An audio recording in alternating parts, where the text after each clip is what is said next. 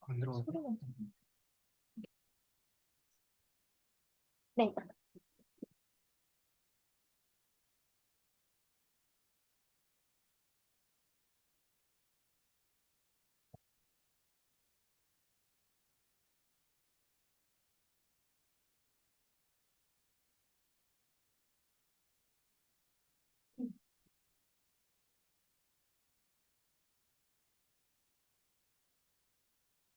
네, 그러면은 4주차 캐노니컬 correlation analysis 일부 발표 진행하도록 하겠습니다. 발표 흐름은 다음과 같고, 이제 1부에서 1, 2, 3, 4를 제가 설명할 예정이고, 2부에서 5, 6, 7을 정우희 형이 설명할 예정입니다. 그리고 1, 2, 3, 4는 기본적으로 약간 이론 중심으로 하고 해석을 조금 가미할 거고, 2부에서는 이제 해석이랑 그리고 좀 코드 같은 거를 볼 예정입니다. 그리고 인트로덕션에서는 일단 CC에 대한 정의를 엄밀하게 설명하기에 앞서 약간 대략적으로 어떤 느낌인지 설명을 드리고 간단한 예제를 통해서 과정을 살펴볼 예정입니다. CCA는 이제 보시는 것처럼 이제 X와 Y라는 집단이 있을 때 X는 이제 X1부터 XP까지의 랜덤 베리어블로 구성되는 랜덤 벡터고 Y는 Y1부터 YQ까지로 구성되는 이제 랜덤 베리어블로 구성되는 일종의 랜덤 벡터입니다. 그때 이제 집단 X와 집단 Y 간에 어떠한 관계를 가지고 있는지 이런 것들을 규명하는 것이 이제 CCA에서 하고자 하는 바입니다. 이때 이제 CCA에서는 각 XI들의 선형 결합을 통해서 그러니까 A1, X1, X1 플러스 A2, X2 이런 식으로 이제 X를 대표하는 하나의 변수 U를 만들 거고요. 그리고 이제 Y 집단에서도 이제 선형 결합을 통해서 이런 식으로 이제 이것들을 대표하는 확률 변수 V를 만들 것입니다. 그리고 이제 U와 V 간의 관계성을 통해서 두 집단 간의 관계를 좀 해석을 하려고 하는 분석 방법이고요.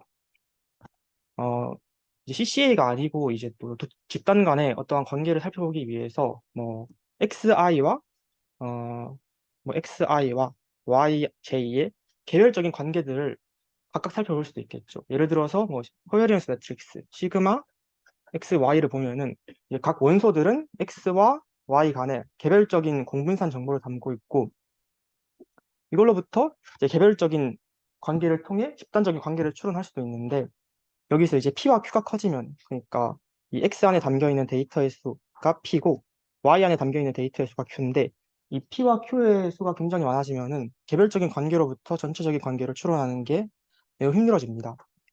그래서 이제 CCA에서는 선형 결합을 통해서 X를 대표하는 확률 변수를 만들고 Y를 대표하는 변수를 또 만들어서 그것들 간의 관계를 어, 관계성을 밝혀내고자 합니다. 이때 이제 앞서 말했던 선형 결합 같은 경우에는 아무 개수를 앞에다 붙이는 게 아니라 이때 이제 이건 이제 Pearson Correlation Coefficient에 해당하고요. U와 V의 관계의 상관계수를 최대화시키는 개수를 찾아가지고 붙이는 것이 목적입니다. 그리고 이제 CCA는 두 변수 집단 간의 회귀 분석으로도 생각을 할 수 있는데 이제 일반적인 회귀 분석 같은 경우에는 여러 가지 독립 변수들이 이렇게 존재를 하고 종속 변수로 하나가 존재를 해서 이걸로부터 이제 종속 변수를 예측하려고 합니다. 근데 CCA에서는 종속 변수가 이제 하나가 아니라 여러 개가 나타나게 되는 것이죠. 그러면은 이제 뭐 만약에 일반적인 회귀 분석을 사용한다면은 이거를 가지고 이제 다 각계격파를 하는 식으로 해야 될 텐데 그게 아니라 CCA에서는 집단적으로 또 선형 결합을 통해서 하나의 특징을 추출을 해가지고 이제 이것과 이렇게 비교를 하는 식으로 분석을 하는 거죠. 그래서 이거를 약간 그림으로 나타내면은 이제 일반적인 회귀 분석은 선형 결합을 통해서 이렇게 각각을 예측하는 느낌이라면은 정준 상관 분석, 이거 한국어로 그 CCA를 의미하는 건데요. 이제 이렇게 하면은 이제 또 Y의 대표값을 만들고 X의 대표값을 만들어서 예측을 하게 됩니다. 그리고 여담으로 이제 이 캐노니컬이란 말은 이제 표준, 기준 이런 의미를 가지고 있는데 이제 CCA에서 찾고자 하는 이런 대표적인 변수들이 결국에 표준에 해당하는 거니까 이제 이러한 말을 썼다고 볼 수 있습니다.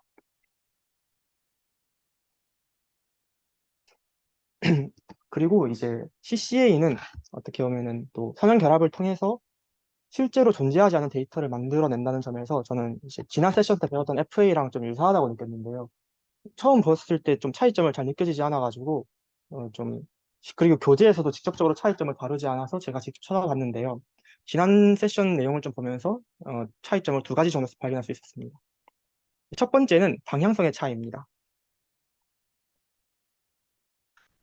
FA 같은 경우에는 이제 어떠한 오리지널 베리어블 XI가 있을 때 그것들을 이제 요인으로 설명을 하고자 합니다. F1, F2, FM의 요인으로 설명을 하고자 합니다.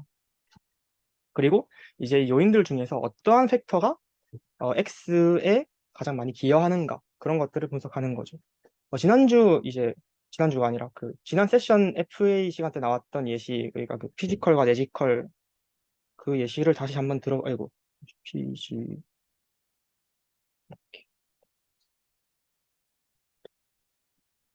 피지컬 내지컬 이렇게 있을 때 그리고 기존 변수가 정확히 기억은 안 나는데 뭐 수학, 과학 그리고 축구, 농구 이렇게 했을 때 어, 팩트 애널리시스 같은 경우에는 이제 수학 같은 경우는 뭐 피지컬과 내지컬의 이제 선형 결합으로 표현을 하는데 이때 수학은 당연히 내지컬에 많은 가중치가 부여되겠죠. 그래서 내지컬에 높은 로딩 값이 들어가게 되는 거고 피지컬에는 좀 상대적으로 낮은 로딩 값이 들어가게 되는 것입니다.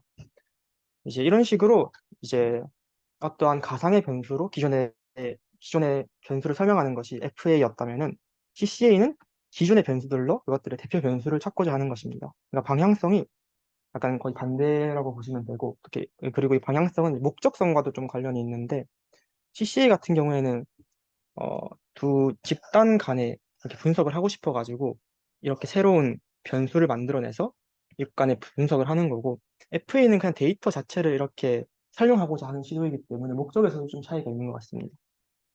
그리고 두 번째 차이점은, 이제 약간 수학적인 차이점이라고 볼 수 있는데, FA는 그 올소고널 팩터 모델을 보면은 correlation FI, FJ는 0이라고 가져갑니다. 반면에 CCA는 이제 두 가상의 변수들 사이의 상관계수가 최대화가 되는 코에피션트를 찾고자 하고 그러니까 이제 완전히 성질 자체가 다른 것입니다. 그래서 좀 정리를 하자면은 CCA는 구분되는 두 개의 셋이 존재하고 이 셋들 간의 집단적인 관계성을 밝혀내고자 할 때 사용이 되고 이제 FA는 특징을 구분짓지 못한 변수를 잘 정리하고 싶을 때 사용한다고 생각을 합니다. 아마도 이제 이거 외에도 추가적인 사용처가 있겠지만은 뭔가 이렇게 제가 생각하는 차이점은 이 정도입니다. 그리고 이제 예시를 통해서 한번 대략적으로 어떠한 흐름으로 CCA가 진행이 되는지 살펴보겠습니다. 이 예제는 유튜브에서 가져온 예제고 링크를 통해 들어가시면 보실 수 있고 그 영상에서는 영어로 설명을 하기 때문에 오늘은 제가 좀 한국어로 편하게 설명을 드리도록 하겠습니다. 먼저 주어진 데이터를 일단 이해를 해보면은 SBP 같은 경우에는 그 시스톨릭 블러드 프레셔 약자로 그 수축기 혈압을 의미하고 DBP는 다이어스톨릭 블러드 프레셔 약자로 확장기 혈압을 의미합니다. 그리고 이제 하이트와 웨이트는 각각 키와 몸무게를 의미합니다. 그리고 이러한 데이터는 이제 6명의 인디비주얼들로부터 수집이 되었습니다. 그래서 이제 이 분석의 목적은 수축기 혈압과 확장기 혈압이 있을 때 이제 이 두 혈압과 그리고 이제 키와 몸무게로 설명이 되는 신체 치수 안에 어떠한 집단적인 관계가 있느냐를 좀 밝히고 싶은 것입니다. 그래서 일단 표기를 간편하게 하기 위해서 이제 얘를 BP로 두고 그리고 키와 몸무게를 BS로 두겠습니다. 이거는 버디 사이즈의 약자입니다. 자, 일단은 이제 이 BP와 BS의 관계를 찾기 전에 먼저 커렐레이션 매트릭스를 확인할 수 있습니다. 이제 이 행렬로부터 이제 이렇게 봤을 때 이거는 혈압 간의 상관계수를 나타내는 것이고 이거는 이제 신체 치주 간의 상관계수를 나타내는 것인데 당연히 이제 수축기 혈압과 확장기 혈압은 높은 상관계수를 가지고 마찬가지로 키와 몸무게도 높은 관계를 가지고 있습니다. 그런데 이제 저희가 알고 싶은 거는 집단적으로 이제 여기 부분을 좀 알고 싶은 건데 이렇게 커렐레이션 매트릭스로 봤을 때는 정확하게 다가오지 않기 때문에 CCA를 진행을 하는 것입니다. 물론 이제 이 정도의 데이터도 이 관계성을 파악은 할 수 있지만 만약에 앞서 말했듯이 이 데이터 P와 Q의 개수가 늘어나게 되면은 모든 것들을 다 확인해가면서 이렇게 분석을 하기에는 매우 많은 시간도 소요되고 정확도도 떨어지기 때문에 CCA를 쓴다고 볼 수 있습니다. 그래서 CCA를 쓰기 위해서는 이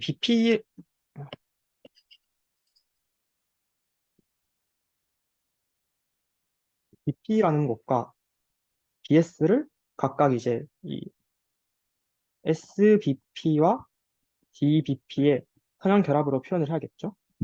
그리고 BS도 키와 몸무게의 선형 결합으로 표현을 해야 됩니다.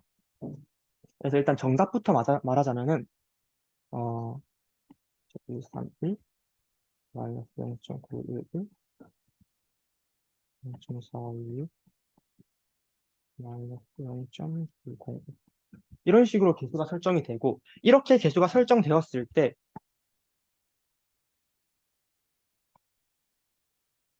S 간의 상관계수가 최대화가 됩니다. 어, 이제 조금 뒤에 정확히 어떻게 이 개수를 계산되었는지 일단 설명드릴 거고 일단은 지금은 이거는 일단 이게 사실이다라고 가정을 하고 주어진 데이터를 조금 살펴보면은 BP에 있는 이렇게 개수들을 보면은 DBP 앞에 있는 개수의 절대값이 SBP 앞에 있는 개수의 절대값보다 더 큽니다. 이 말은 어, 혈압이라는 수치를 가상의 수치를 형성하는 데에는 확장기 혈압의 어떤 기여도가 훨씬 높다고 볼 수 있는 것이죠. 왜 이러한 결과가 나오게 됐냐면 결국에는 CCA라는 거는 이제 두 변수 간의 상관계수를 최대화하는 것을 이제 추구하는데 그러면은 이제 SBP와 DBP 중에 신체 치수와 가장 더 관련이 있는 것에 더 큰 가중치를 주어야지만 이 두 개의 변수들 간의 상관계수가 높아지겠죠. 근데 SBP와 DBP를 살펴보면은 이 가중치들이 DBP에 조금 더 높게 형성이 되어 있는 걸 볼 수 있기 때문에 DBP의 가중치가 좀 더 높게 들어가는 것이고 그리고 이제 키와 몸무게를 봐도 키가 이제 혈압에 기여하는 것보다는 상관이 되어 있는 것보다는 몸무게가 상관되어 있는 것이 더 크기 때문에 이 둘 중에서는 몸무게의 가중치가 더 많이 들어가게 되는 것입니다. 이제 그리고 이러한 이제 선형 결합으로부터 각각의 BP와 BS에 대한 수치를 이렇게 적어내면은 이제 요거에 0.13을 곱하고 요거에 마이너스 0.99를 곱하면은 이 BP 수치가 나오겠죠. 예, 그런 식으로 다 표를 채운 것이 이렇게 나오고 그리고 참고로 이제 이 BP와 이렇게 BS를 만든 거는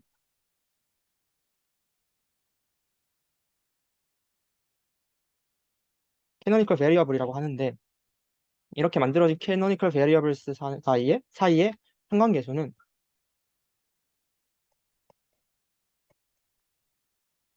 앞서 BP와 BS의 이 상관계수가 최대화가 되도록 계수를 붙였기 때문에 이 상관계수는 최대값이고 그리고 이제 실제로 이 데이터들을 다 점을 찍어가지고 이런 식으로 살펴봤을 때 양의 상관계수가 나타난다는 것을 보실 수 있습니다.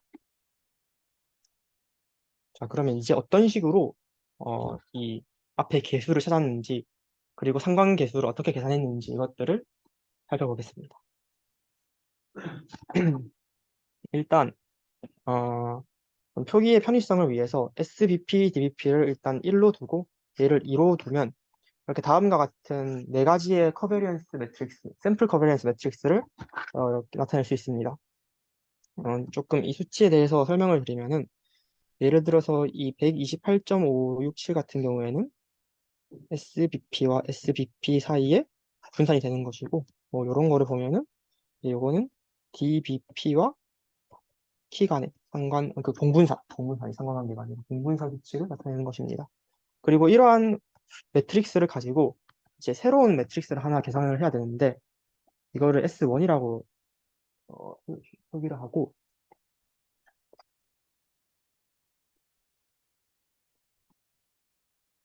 이러한 행렬을 만들 것입니다. 이러한 행렬을 이제 이러한 행렬로부터 고유값을 구하고 고유 벡터를 구할 것인데 이렇게 구한 고유값을 뭐 람다라고 두고 그리고 어, 이거에 대응하는 고유 벡터를 E라고 두겠습니다. 이때 이제 이 S1이라는 이 행렬은 2x2 행렬입니다. 왜냐하면 이게 전부 다 2x2 행렬의 곱으로 이루어졌기 때문이죠. 그래서 이제 이 고유 벡터도 두 가지의 2 곱하기 1의 컬럼 벡터로 이렇게 주어질 것이고요. 이때 어, 예를 들어서 이 S1은 이렇게 이 혈압을 의미하는 거니까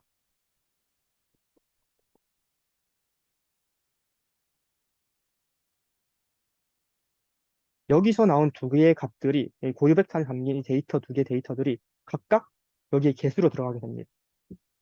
그리고 이 람다는 스퀘어 루트 람다를 했을 때 correlation BP BS가 나오게 됩니다. 이 값이 실제로 이제 0.72가 되는 것이죠. 그리고 이제 어, BS BS를 구하기 위한 이제 개수들은 어떻게 구하냐면은 S2를 정의를 할 것인데 얘는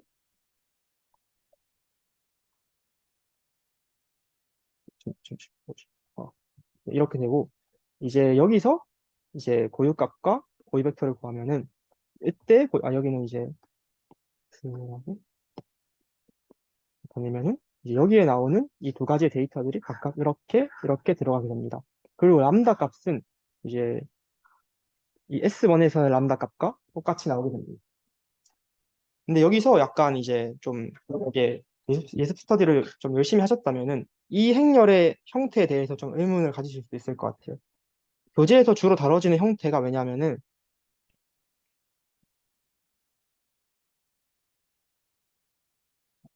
이러한 형태로 나오기 때문이죠. 이러한 행렬에 대해서 고유값과 고유 벡터를 구하는 방식으로 CCA를 진행을 하는데 여기서는 이제 이런 식으로 썼는데 저희 교재에서도 되게 짧게 이러한 형태에 대해서 나와 있고 이러한 형태로 하더라도 CCA는 잘 이루어질 수 있고 나중에 제가 좀 이론적으로 설명을 드릴 때 이제 이러한 형태와 이러한 형태에 어떤 차이점이 있고 어떤 장단점이 있는지 설명을 드리겠습니다.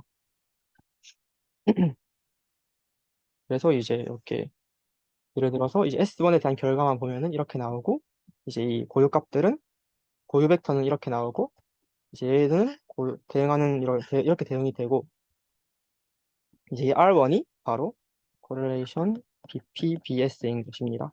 여기서 이제 고유값이 하나 더 나오게 되는데 요거는 이제 나중에 이게 세컨드 캐노니컬 베리어블이라고 하는 건 캐노니컬 코렐레이션이라고 하는 건데 이건 이제 나중에 가서 조금 더 자세히 설명을 드리고 일단은 어, 네. 여기서는 일단은 그 가장 이제 상관계수가 큰 것만 살펴보도록 하겠습니다.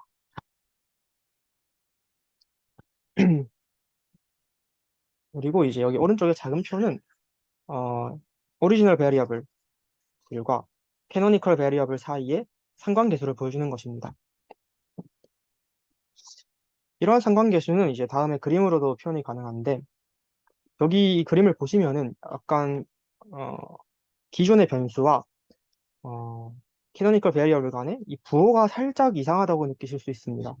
상식적으로는 수축기 혈압이랑 확장기 혈압이 상승하면 혈압 수치도 같이 올라가야 될 것 같은데 BP의 값은 예를 들어서 뭐 얘들이 올라가도 BP 값은 떨어진다는 희한한 결과를 이제 지금 말하고 있는 거죠. 근데 이러한 현상은 CCA가 다른 것은 고려하지 않고 결국 이제 이 BP와 BS 간의 상관계수를 최대화시키는 것을 이제 가장 목적으로 하기 때문에 이 SBP와의 이런 관계 나타나는 부호는 크게 신경을 쓰지 않는 것 같습니다. 그래서 이렇게 나타날 수 있고 사실 개별적으로 이렇게 마이너스 관계가 나타나는 것은 조금 부자연스러워 보일 수 있지만 마이너스가 여기도 나타나고 여기도 나타나면 상쇄가 되기 때문에 결국에는 여기와 여기 사이에는 어떠한 양의 상관관계가 존재함을 알 수 있습니다. 사실 이제 이런 식으로 이제 CCA가 이루어지는데 이렇게만 보면 사실 CCA를 어떻게 하는지 알겠어도 CCA가 시사하는 바가 무엇인지는 잘 와닿지 않을 수도 있을 것 같습니다. 하지만 이제 이 예시는 전반적인 흐름만을 설명드리기 위해 설명드린 거고 나중에 가서 조금 더 엄밀한 정의와 해석에 대해서 소개를 해드릴 것입니다. 약간 이 예제를 통해서 좀 뭔가 맛보기로 알았으면 하는 점은 그냥 이제 이러한 방식으로 좀 계산이 되고 뭐 커베리언스 매트릭스가 활용이 되고 그리고 뭐 목적성은 집단 간의 어떤 관계성을 규명하는 것이고 이 정도의 흐름을 좀 보시면 좋을 것 같습니다. 자, 그리고 이제 여기서부터 좀 수식을 통해서 canonical variable과 correlation을 어떻게 구하는지 살펴보도록 하겠습니다. 그럼 여기서는 이제 제가 여기 노테이션을 제가 쓰면서 알려드릴 건데요. 뭐 괜찮으시다면 같이 써보는 것도 좋을 것 같습니다. 자, 일단은 이제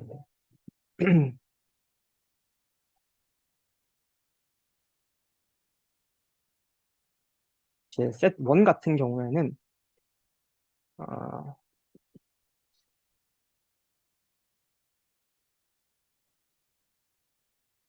이렇게 P개의 랜덤 베리어블로 구성이 되고 그리고 이 같은 경우에는 x1, 2, 2, 2, 이때 일단 P는 Q보다 작거나 같다라고 가정하겠습니다. 항상 이제 더 작은 수의 것들을 첫 번째 집단으로 일단 두는 거예요. 편의를 위해서. 그리고 이제 민 벡터는 각각의 민 벡터는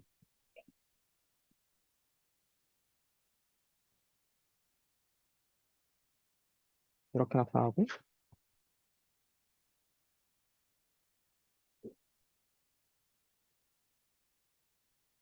그리고 이제 커버리언스 매트릭스가 굉장히 중요한데 뭐 노테이션은 별 게 없지만 이제 여기 CC의 핵심이 결국 커버리언스 매트릭스이기 때문에 시그마 1, 1으로 표시를 할 거고 시그마 2 그리고 커버리언스 X1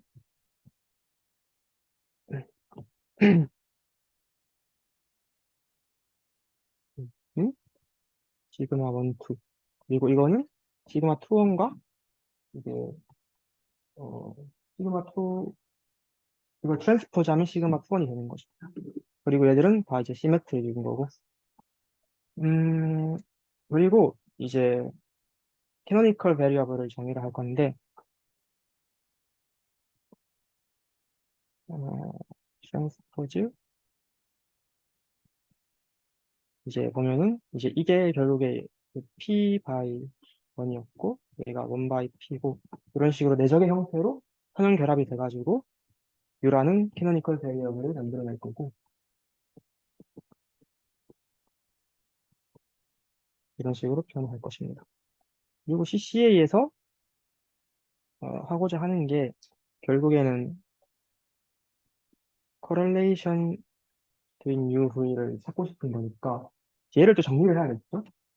얘는 covariance U, V 나누기 variance U, variance V 이런 식으로 되는데 이제 그러면은 베리언스와 코베리언스를 각각 좀 정리를 해보겠습니다.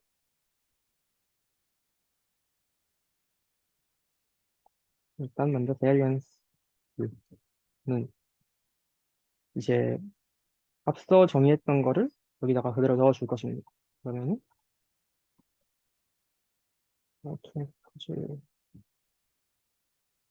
그러면 이제 얘가 이렇게 밖으로 가끔 나오게 되니까 네,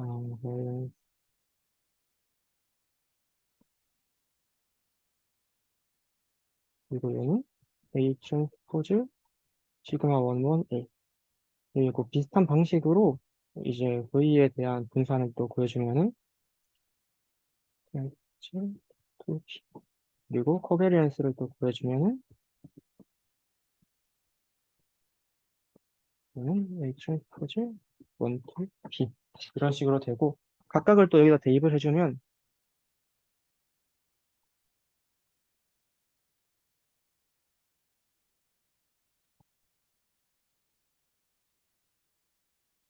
이런 식으로 나타낼 수 있습니다. 자, 그럼 이런 노테이션을 바탕으로 이제 캐노니컬 베리어블과 캐노니컬 커렐레이션을 좀 정의를 해보도록 하겠습니다. 사실 앞선 예제에서 봤던 그런 캐노니컬 베리어블들은 항상 the first pair of canonical variables를 의미한 것입니다. 왜냐하면 이제 전체에서 가장 큰 커렐레이션을 갖도록 설정했기 때문이죠. 하지만 캐노니컬 베리어블들은 최대 P개까지 나올 수 있고 P개. 그러니까 더 적은 확률 변수 수였죠, 이거는. 그리고 여기서는 각 캐노니컬 베리어블들을 어떻게 구할 수 있는지 살펴보겠습니다. 그래서 먼저 이거를 먼저 다시 한번 살펴보면은 로테이션은 이런 식으로 할 거고 어, 유닛 베리언스여야 합니다. 그리고 이제 계속 말했듯이 맥시멈 코렐레이션이어야 하고 유닛 베리언스라는 거는 이제 U1 분산이 1이어야 한단 말이죠. 그리고 맥시멈 코렐레이션은 이제 그냥 이 선형 결합이 됐을 때 어, 이 상관계수가 최대값이 되어야 한다는 것입니다. 그리고 이 세컨드 페어를 보면은 여기서는 이제 추가되는 조건들이 있는데 어, 일단 유닛 베리언스 그리고 uncorrelated with U1, V1 그리고 맥시멈 코렐레이션입니다. 이 uncorrelated with U1, V1은 수식으로 표현을 하면은 수식이 아니라 이거 그림으로 표현을 하면은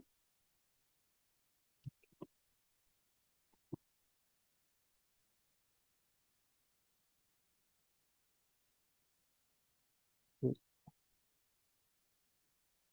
이제 이렇게도 이제 uncorrelated 되어야 되고 이렇게도 이제 관계가 없어야 되고 이렇게도 관계가 없어야 되고 이렇게도 관계가 없어야 됩니다. 그리고 관계성은 이렇게만 존재를 하고 또 이렇게만 존재를 하는 것이죠. 이렇게 이러한 이제 조건을 만족하면서 이제 이 correlation이 최대가 되는 게 바로 U2와 V2, the second pair of canonical variables가 됩니다. 그리고 이제 case pair of canonical variables는 이제 유닛 베리언스 똑같고 이제 여기서는 이전의 모든 어, 그 캐노니컬 베리어블 쌍과 다 상관계수가 0이어야 합니다. 그리고 그러한 조건을 만족하면서 맥시멈 커렐레이션이어야 하는 거죠.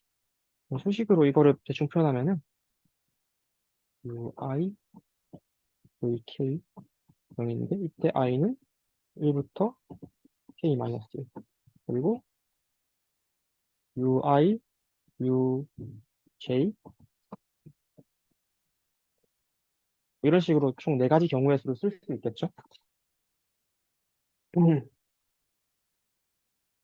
이렇게 서로 다른 캐노니컬 베리어블 쌍들이 서로 uncorrelated 되어 하다는 것은 서로가 orthogonal한 관계에 있다는 것으로 해석할 수 있는데요. 이는 PCA에서 서로 다른 PC들이 orthogonal하다는 점과 유사합니다. 그리고 이러한 점들 때문에 그 회귀 분석에서 어, 이 데이터들을 전처리하는 데 사용하기도 하는데 예를 들어서 이제 뭐 회귀 분석을 할 때 x1부터 xn까지의 그 독립 변수들이 있고 여기서부터 y를 예측하고 싶은데 만약에 이 X들이 서로 간의 관계성이 있다면, 다중 공선성이 있다면, 이 분석이 잘 진행이 되지 않겠죠. 그래서 이제 얘를 이제 뭐 U1, U2 이런 식으로 이제 수직한 어떠한 이제 커렐레이션이 없는 변수로 다 전처리를 해가지고 이런 식으로 또 분석을 할 수 있습니다. 그리고 이제 하여튼 캐노니컬 베리어블 쌍이 총 K개가 나오니까 캐노니컬 커렐레이션 또한 K개가 나오고 K번째 캐노니컬 커렐레이션을 이런 식으로 로 K 스타를 붙여서 표현을 하겠습니다.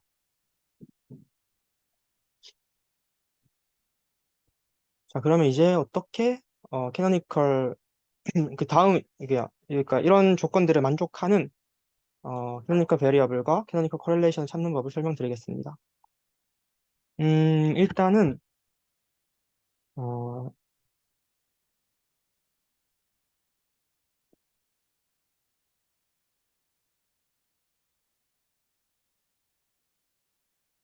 이 행렬을 계산을 합니다. 그리고 이제 이 행렬로부터 이제 고유값을 순차적으로 크기 순으로 이렇게 나열을 하고,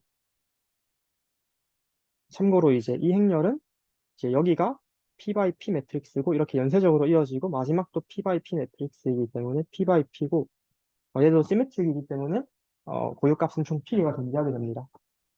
그리고 이제 각각에 대해서 대응하는 고유 벡터들을 E1, E2, EP로 설정을 하면은 이때 음, 이제 여기 각 고유값들을 이렇게 스퀘어 루트를 씌우면은 이게 바로 first canonical correlation이 되고, 얘를 스퀘어 루트를 씌우면은 second canonical correlation이 되고, 그리고 얘를 스퀘어 루트 씌우면은 p번째 canonical correlation이 됩니다. 자, 이런 식으로 이제 canonical correlation을 구할 수 있고, 이제 canonical variable을 어떻게 구할 수 있냐면 여기 이제 이 고유 벡터에다가 이 행렬을 곱해주게 되면은 이렇게 A1이 나오고, 그리고 여기다가 또 똑같은 행렬을 곱해주게 되면은 얘가 이제 A2가 되고, 이런 식으로 이제 AP 같은 경우에는 이런 식으로 계산을 할 수가 있습니다. 이때 이제 여기 이제 이건 또 벡터인데 이 벡터를 트랜스포즈 시켜서 X 뭔가 곱하게 되면은 바로 first canonical variable이 나오게 되는 겁니다. 이것도 이제 이런 식으로 하면은 second canonical variable이 나옵니다. 그리고 이제 마지막으로 구해야 하는 게 그러면은 이제 V1부터 이제 VP까지를 더 구해야 되잖아요. 근데 그거는 어떻게 구할 수 있냐면 이제 이 행렬이 어, 어,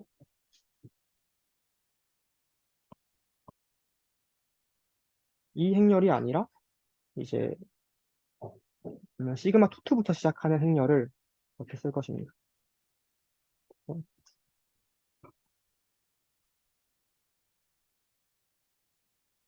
그리고 이제 이 행렬로부터 또 이제 고유값을 크기 순으로 이렇게 찾으면은 그리고 또 이거에 대해서 어, 고유 벡터를 찾겠습니다. 참고로 이제 여기서는 제가 P의 고유값이 있다고 이렇게 설명을 했는데 사실 이 벡터는 Q by Q 매트릭스고 Q가 P보다 크기 때문에 고유값이 뒤에 더 있습니다. 근데 캐노니컬 코렐레이션은 총 P에까지만 존재할 수 있기 때문에 뒤에 수치들은 다 의미 없다고 생각하여 일단 쓰지는 않았습니다. 그리고 이제 여기 나와 있는 람다 1과 람다 2와 람다 P는 제가 일부러 이렇게 여기 값들과 노테이션 똑같이 표기를 했는데요. 그 이유는 두 개의 값들이 다 같기 때문입니다. 그리고 이제 V를 구하기 위해서 이제 이 F1에다가 이제 시그마 22 마이너스 2분의 1승 F1을 곱하면은 B1이 되는 것이고, B2는 시그마 22 F2 이런 식으로 계산할 수가 있고, 이제 그 캐노니컬 베리어블을 찾기 위해서는 이렇게 트랜스포즈 X2 이런 식으로 하면은 찾을 수 있죠. 이러한 방식으로 이제 캐노니컬 베리어블과 캐노니컬 코렐레이션을 찾을 수가 있습니다. 어, 약간 조금만 더 정리를 하자면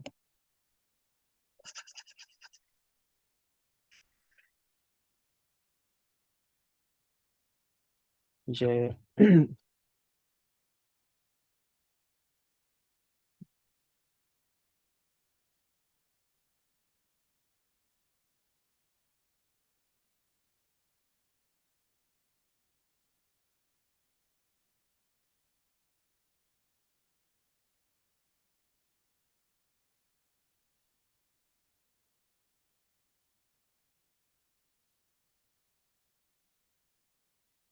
이렇게 두 개를 병렬적으로 좀 비교를 해보겠습니다. 그러면은 이제 둘 다 그 캐노니컬 코렐레이션 찾는 데 쓰일 수가 있고, 이제 얘는 U를 찾는 데 쓰이게 되고 얘는 V를 찾는 데 쓰이게 됩니다. 그리고 이제 고유값은 둘 다 알파 i로 동일합니다. 그리고 고유 벡터는 여기는 EI, 여기는 FI. 서로 다른 고유 벡터가 나오게 되고, 그리고 이제 캐노니컬 코렐레이션은 여기에 또 스퀘어 루트를 씌우면 되기 때문에 동일한 값이 나오게 되고, 그리고 이제 코에피션트 얘는 여기다가 시그마 11 EI로 곱하게 되면 나오고, 그리고 시그마 2. 이런 식으로 이렇게 정리를 할 수가 있습니다. 자, 근데 이제 왜 이러한 복잡해 보이는 행렬을 쓰는 건지에 대해서 제가 궁금해가지고 좀 찾아봤는데, 교재에서는 그냥 이제 어떤 링크를 보여주면서 이 링크를 따라가면은 이제 증명을 볼 수 있다라고 되어 있긴 했는데, 거기를 가보니까 뭔가 유의미한 그런 정보가 별로 안 보여서 따로 찾아봤는데 너무 어려워가지고 좀 제대로 이해는 못했고, 이제 좀 느낌만 간단하게 소개를 드리겠습니다.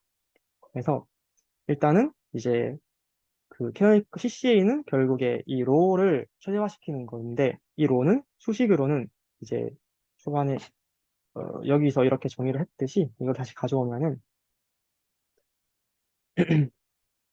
음,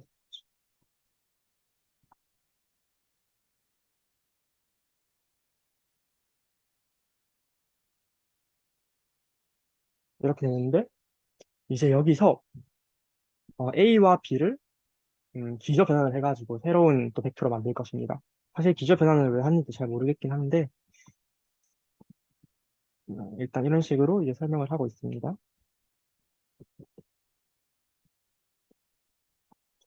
그 다음에 이 롤을 코시 슈바르츠 분식을 이용해서 어퍼 바운드를 찾으면은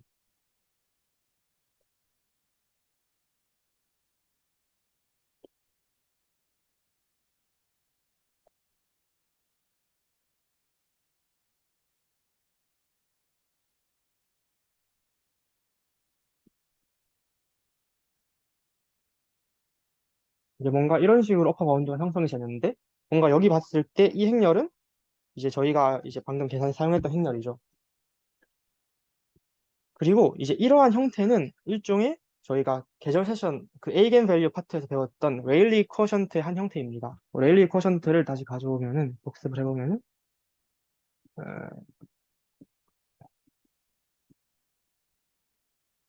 RX가 있고 얘는 A 트랜스포즈 AX, A X 트랜스포즈 X. 그리고 이 값의 최대값은 이제 람다 맥스인데, 이 람다는 A의 고유값인 거죠. 그러니까 이제 이 값의 최대값도 이 행렬의 고유값의 최대값으로도 바운드가 된다는 것을 알 수 있습니다. 그리고 그때 고유 벡터는 이제 여기 들어가게 되는 것이죠.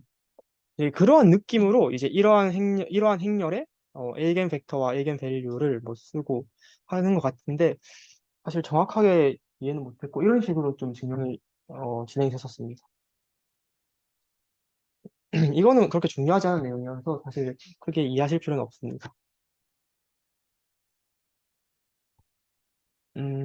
그리고 이제 앞서서는 어, 기존 오리지널 베리어블과 그리고 코베리언스 매트릭스로 계산을 진행을 했다면, 이제부터는 스탠더다이즈드 베리어블과 그리고 코렐레이션 매트릭스를 가지고 캐노니컬 베리어블을 구해보겠습니다. 이제 그 전에 그 스탠더다이즈 그러니까 정규화하는 방법이나 그런 거에 관련해서 이제 좀 노테이션을 한 번 더 정의하고 넘어가겠습니다. 일단 여기는 다시 정리를 한번 하고,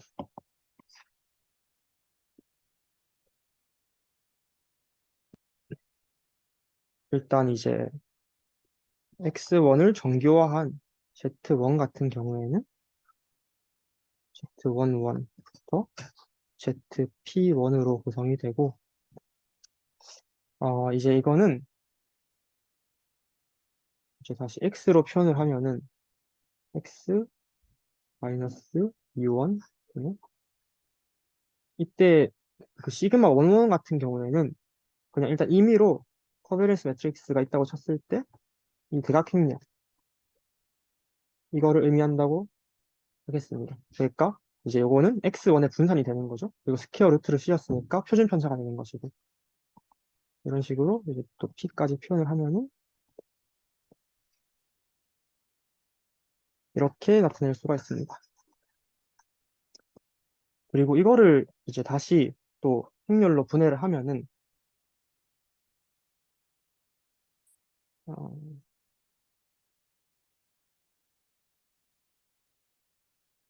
이렇게 나타낼 수가 있는데 이때 이 V 원본 같은 경우에는 어, 시그마 원본에서 대각 행렬만 추출해온 그런 행렬이라고 보시면 됩니다. 그러니까 시그마 원본, 시그마 투 이렇게 해가지고 나머지는 다 0행렬이 0을 가지고 있는 그런 행렬입니다. 마찬가지로 이제 V22 같은 경우에는 시그마 투투에서 대각만 가져온 그런 행렬이 되고요. 네, 이런 식으로 이제 표기를 할 수 있고, 뭐 이렇게 이제 스탠더다이즈드 베리어블을 이런 식으로 분해할 수 있는 거를 조금 기억을 해주시면 감사하겠습니다. 네. 사실 처음에 이러한 표현을 봤을 때 약간 저만 느꼈을 수 있는 그런 좀 의문 약간 헷갈릴 수도 있는데 원래 저는 정규화를 할 때 여기다가 시그마를 곱해줘야 된다고 생각을 했었거든요. 근데 이게 왜 아니냐면은 어, 이제 시그마를 곱해주는 경우에는 이 오리지널, 이 스탠더다이즈드 베리어블이 서로 독립일 경우에 그렇게 하는 거고, 여기서는 이제 서로가 다른 Z1과 ZP 이런 것들 간에 독립성이 굳이 보장되어 있지 않으니까 이런 식으로 정교화를 해줄 수도 있습니다.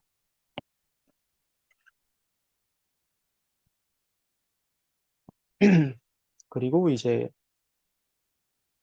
저희가 또 상관계수 행렬을 또 다루게 될 거니까 상관계수 행렬과 관련된 표기법을 여러 개를 좀 소개를 해드리겠습니다. 그래서 일단은 예를 들어서 이제 상관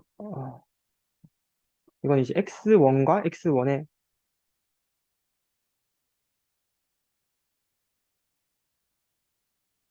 이런 식으로 표현을 할 수 있고, 그리고 코렐레이션 같은 경우에는 정규화를 하더라도 그 정대성은 바뀌지 않기 때문에 그냥 그대로 이런 식으로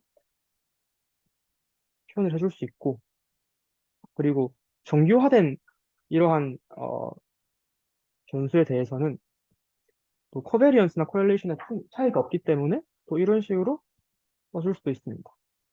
그리고 이제 이거를 다시 얘를 여기다 집어넣어가지고 생각을 해보면은 이때 커베리언스에서는 상수가 날아가게 되니까 얘는 그냥 생각하지 않고 얘만 쓰겠습니다.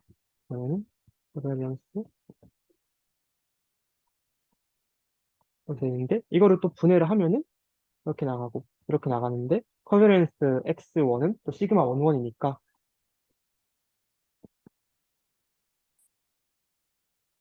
이렇게 그래서 최종적으로 이제 코렐레이션 매트릭스는 여러 가지의 방식으로 표현이 가능하고 특히 이제 이러한 형태로 표현해 주시는 것을 조금 기억해 주시기 바랍니다. 그리고 마찬가지로 이제 투투에 대해 살펴보면은 correlation x1 x 아이고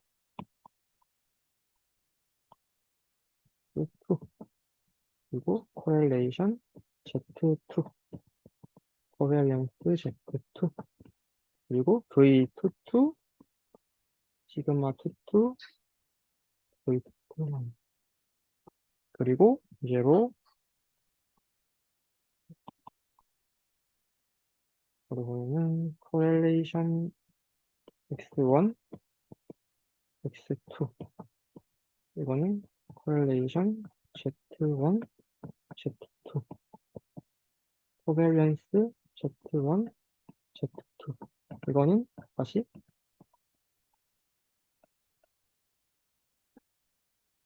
이런 식으로 나타낼 수가 있습니다.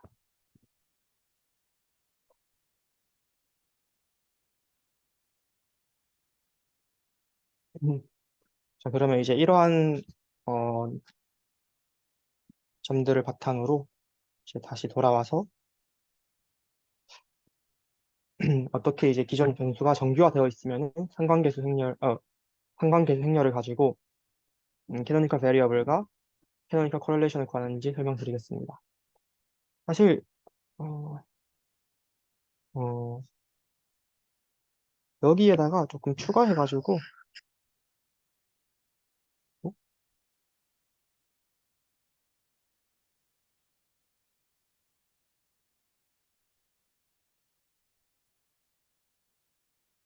설명을 하겠습니다. 여기서는 이제 커베리언스 매트릭스 대신에 코렐레이션 매트릭스를 그대로 넣어주면은 바로 풀 수가 있는데요. 음, 어,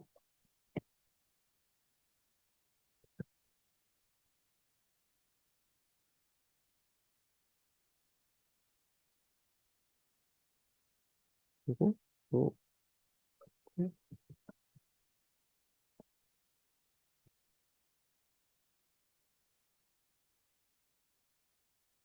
되고 이제 마찬가지로 여기서도 다 똑같은 고유값이 나오게 됩니다. 똑같은 고유값이 나오고 그러니까 당연히 똑같은 캐노니컬 코렐레이션도 나오겠죠. 근데 이제 고유 벡터는 조금 다르게 나오게 되고 그래서 이제는 별을 붙여가지고 곱을 치겠습니다.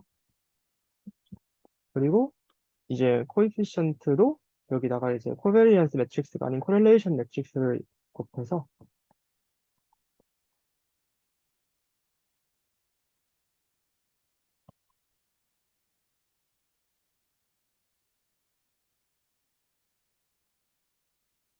이렇게 할 수 있습니다. 그리고 마찬가지로 이제 이것도 결국에는 이제 U를 구하기 위한 거고 V를 구하기 위한 것입니다.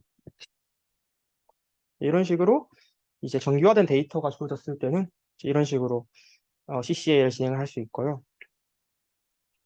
그리고 이제 이 정규화를 하지 않았을 때 코에피션트 벡터와 정규화를 했을 때 코에피션트 벡터 간에는 관계가 있습니다. 이런 식으로도 관계가 존재합니다. 어떤 관계냐면은 예를 들어서 이제 UK를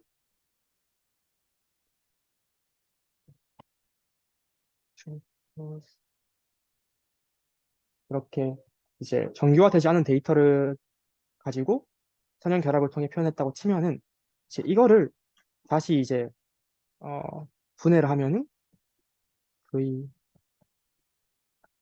Z로 표현 가능합니다. 여기에 이제 민 벡터가 빼줘야 되긴 하는데 더해줘야 되긴 하는데 빼줘야 되는 거죠. 맞네.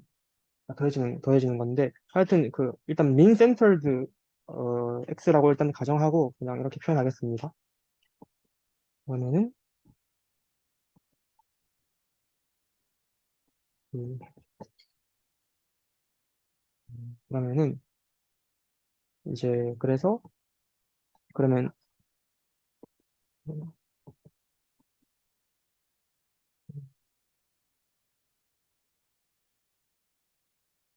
그래서 정규화가 이제 만약에 되지 않았을 때 코에피션트 벡터가 이거라고 치면은 정규화 됐을 때는 코에피션트 벡터는 AK가 됩니다. 이러한 관계를 가지고 있습니다.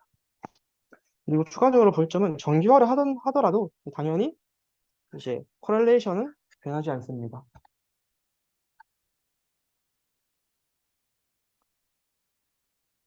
자, 그리고 이제 여기서는 뭐 캐노니컬 베리어블과 코렐레이션 찾을 수 있는 추가적인 방법 그리고 이제 이 CC의 어떤 특징들에 대해서 조금만 더 세 가지 설명을 추가적으로 드리겠습니다.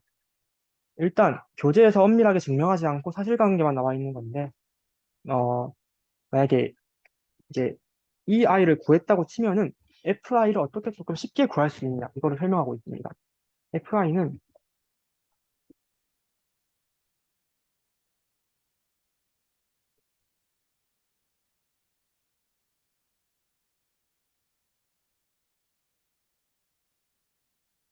이렇게 이제 여기에 비례하는 값을 가지게 되고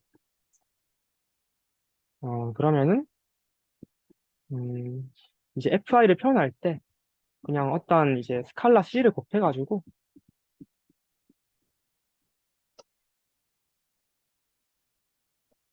이렇게 이제 표현을 할 수가 있고 그 다음에 이제 여기다가 FI에다가 어, 잠시만요. BI는 이게 개수는 FI로 되는 거니까 여기를 다시 넣어줄 수 있고 그 다음에 이제 캐노니컬 베리어블을 구하기 위해서 BI의 하면은 vi가 나오게 됩니다. 그리고 여기 마지막으로 variance vi를 구하면은 얘는 이제 분산이 1이 되어야 한다는 조건이 맨 앞쪽에 이렇게 있었잖아요. 그래서 이러한 점을 활용을 해서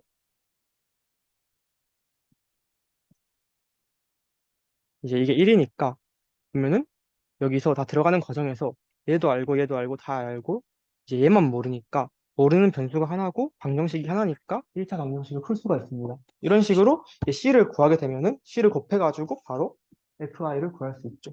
FI를 구하면은 이걸로부터 바로 VR을 구할 수 있는 거고요.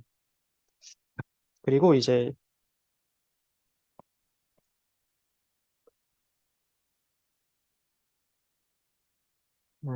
두 번째로 알려드릴 점은 일단 어, K번째 캐노니컬 베리어블을 정의하는 코에피션트 벡터는 유일한가에 대한 것입니다. 일단 유일하지 않고 언제 유일하지 않을 수 있냐면은 예를 들어서 이제 이 시그마 11으로 시작하는 이 긴 행렬 이게 여기서 이 고유값이 k번째 고유값과 k 플러스 1번째 고유값이 같을 때 어떠한 이제 중복 현상이 발생할 수가 있습니다. 그리고 이제 마지막으로 이제 알려드릴 점은 예제에서 나왔던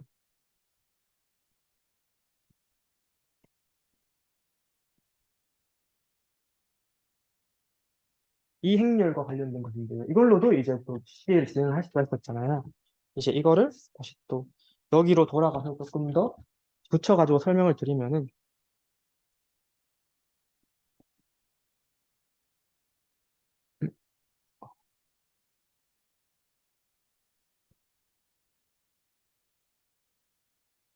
그러면은 이제 얘는 여기 두 개가 있죠.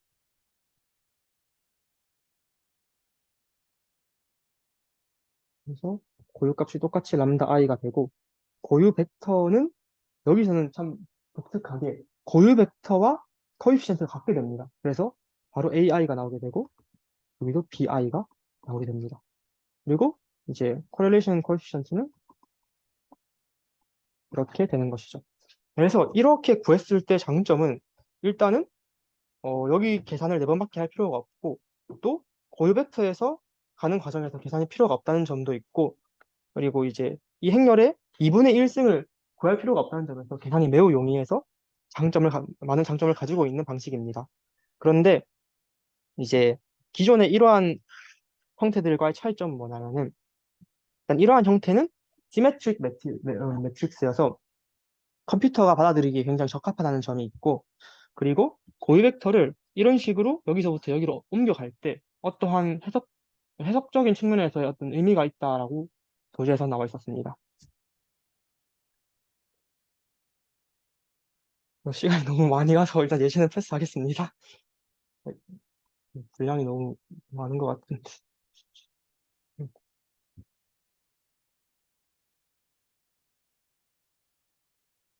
그래서 이제 3장 그 어떻게 캐노니컬 베리어블을 해석할 수 있을지 교재에서는 총 4가지 해석 방법에 대해서 일단 제시를 해놨고요. 첫 번째로는 이제 캐노니컬 베리어블을 어떻게 이해할 수 있을까? 두 번째로는 이 커렐레이션을 어떻게 이해할 수 있을까? 세 번째로는 이제 U 뭐 AX 이렇게 가는 과정에서 U로 가는 과정, X가 U로 가는 과정에서 어떠한 기하적인 변화가 있는 것인가? 그리고 이제 U1부터 UP까지의 캐노니컬 베리어블이 있는데 R개까지로 어떻게 이제 좀 요약을 할 수 있을 것인가? 그렇게 4가지가 있는데 저는 일단 1, 2, 3만 설명을 하고 이제 네 번째는 정우이 형이 2부에서 추가적으로 설명을 드릴 예정입니다.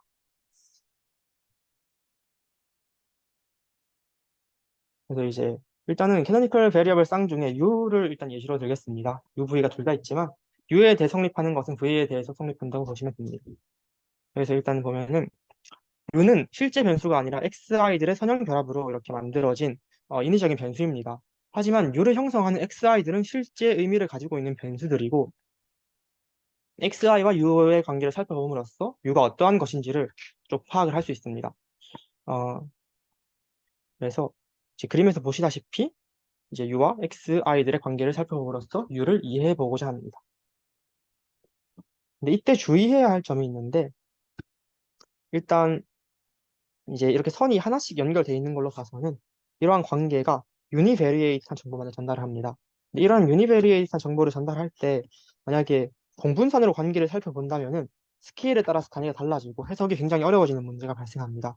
그렇기에 상관계수를 활용하거나 정규화를 해서 비교를 하게 됩니다. 그래서 이런 식으로 정규화를 합니다.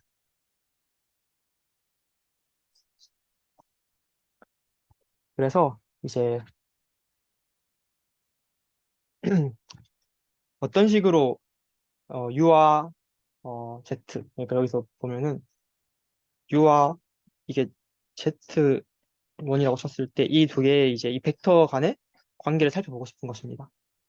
이때 여기서 U가 의미하는 거는 U1부터 UP까지고 이제 이게 first canonical variable, 이게 P번째 canonical variable입니다. 그리고 이제 이 A는 어, 이런 식으로 표현이 가능한데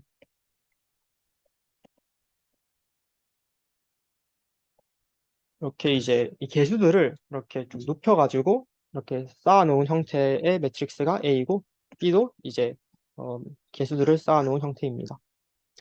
그리고 이제 이러한 U를 이제 한 번에 행렬을 통해서 계산하기 위해서는 이제 X에다가 A라는 매트릭스를 곱해주면은 이렇게 여기다가 만약에 X1부터 XP가 있으면은 이렇게 만나고 이렇게 만나고 이렇게 만나면서 한꺼번에 계산이 가능합니다.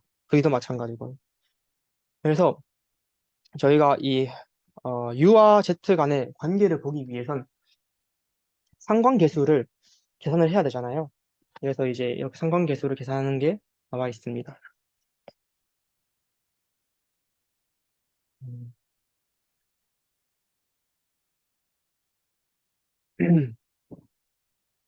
일단은 원래는 이제 이것들을 다 왜 이런 식으로 됐는지를 볼 생각이었는데 일단은 이제 이거는 상관계수니까 뭐 이거나 결국엔 동일한 값을 가지게 되는 거고 이제 이게 이건데 왜 이런 식으로 또 다르게 썼냐면은 상관계수 관점에서 설명을 하는 거다 보니까 안에 이렇게 커베런스 매트릭스가 있는 것보다는 코렐레이션 매트릭스가 있는 게 조금 더 직관적으로 보기 편하니까 이런 식으로 변경을 해줬고요.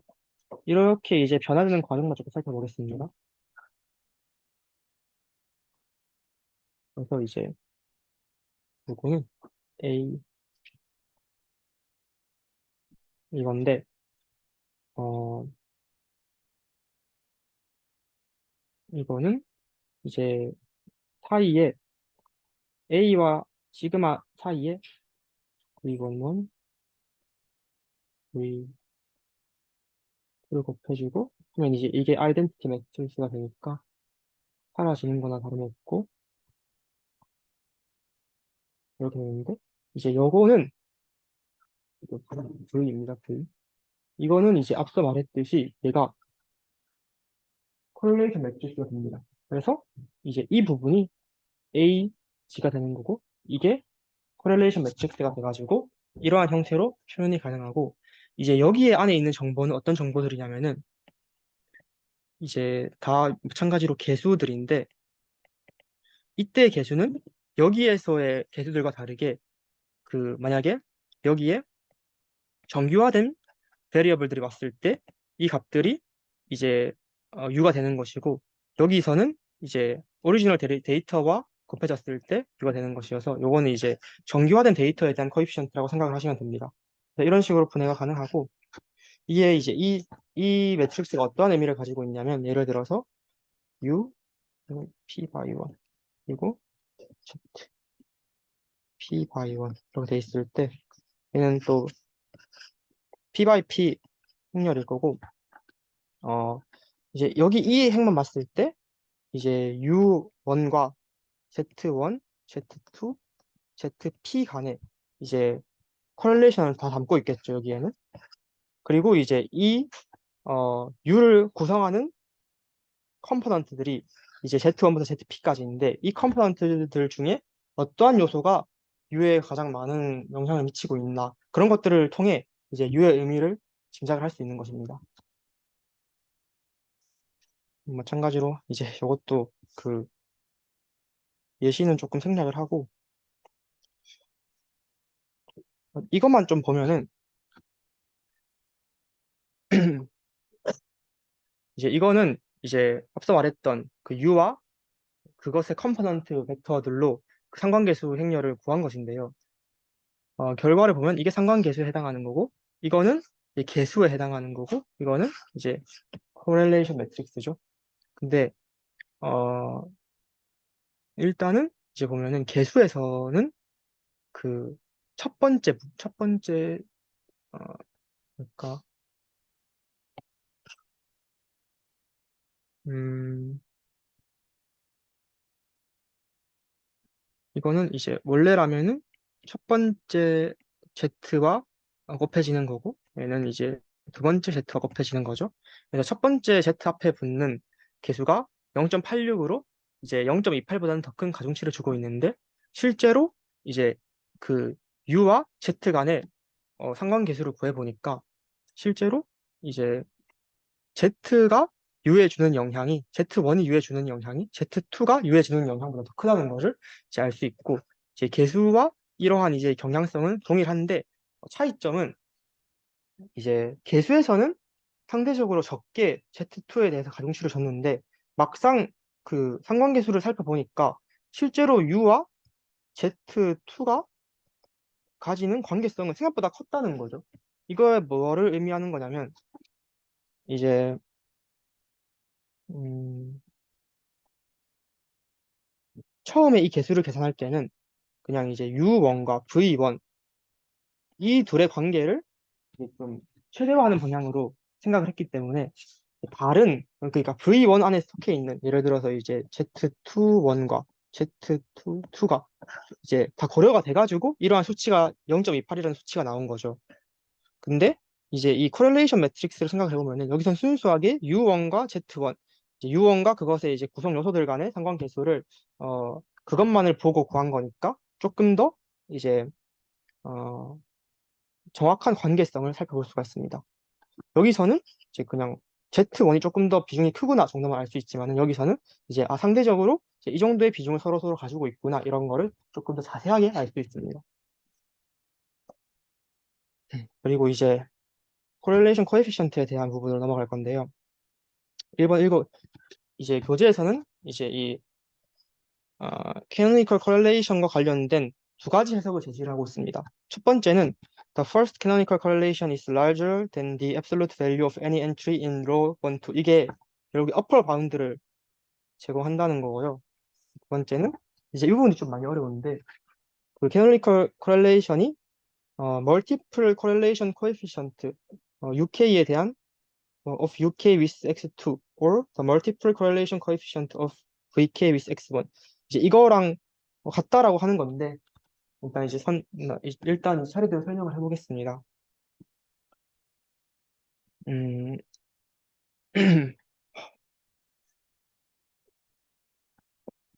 일단은 로 1, 2에 들어가는 요소들은 이렇게 확률로 탔을 때 뭐 I열과 J열의 I행과 J열의 요소를 보면은 correlation X, I, 1, X, J, 2가 됩니다.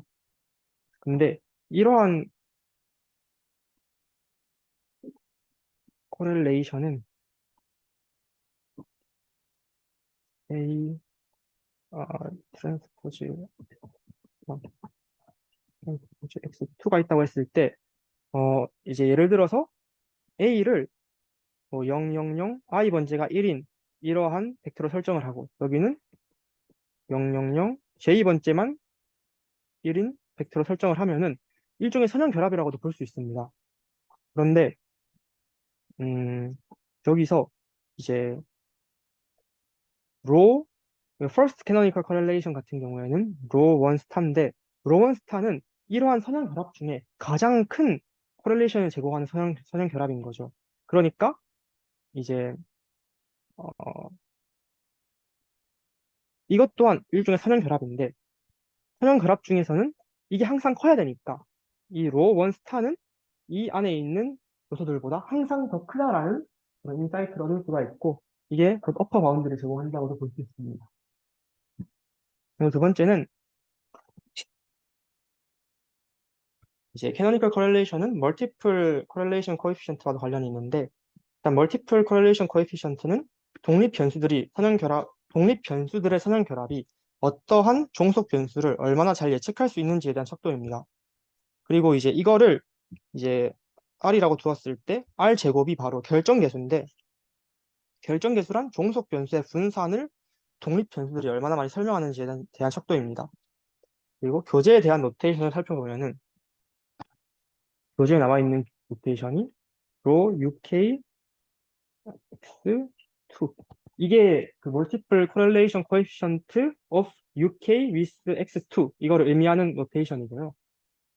어, 이제 이거는 이제 UK를 공속 변수로 두고 이 X2에 있는 벡터 랜덤 베리어블 그러니까 X1, 2부터 XQ2까지를 독립 변수로 두어서 얘를 회귀 분석을 했을 때 이제 나오는 어떤 베스트 리니어 프레딕터가 있을 거잖아요. 베스트 리니어 프레딕터가 있을 때 이제 이러한 베스트 리니어 프레딕터와 실제 종속 변수 사이의 상관 계수는 무엇인가? 그게 바로 R인 거거든요. 근데 이러한 R을 교재에서는 이것과 같다라고 설명을 하고 있습니다.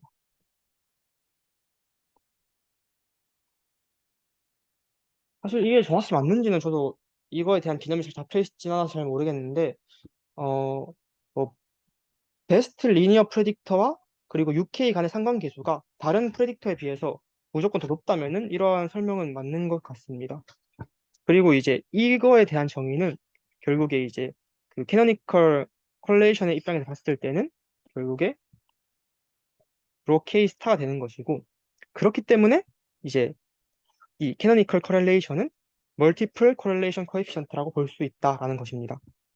그리고 반대로 이제 VK, X1 이렇게 보았을 때도 max A correlation VK A X1 이렇게 돼 있는데 이것 또한 이제 결국에는 로 K 스타니까 마찬가지로 multiple correlation coefficient of VK with X1이라고도 볼 수 있습니다.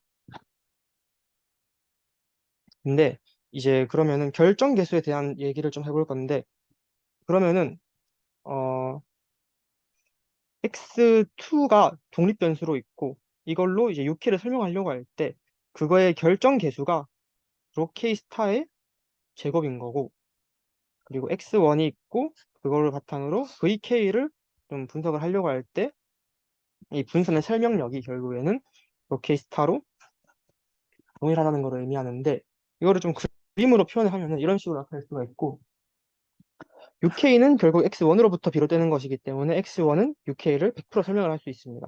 그리고 VK는 X2로부터 비롯되는 것이기 때문에 X2는 VK를 100% 설명할 수 있고 각각 크로스한 이제 이런 이제 방향으로도 이제 얘는 로 K 제곱만큼의 비율로 설명할 수 있고 마찬가지로 얘도 로 K의 비율만큼 UK를 설명할 수 있습니다.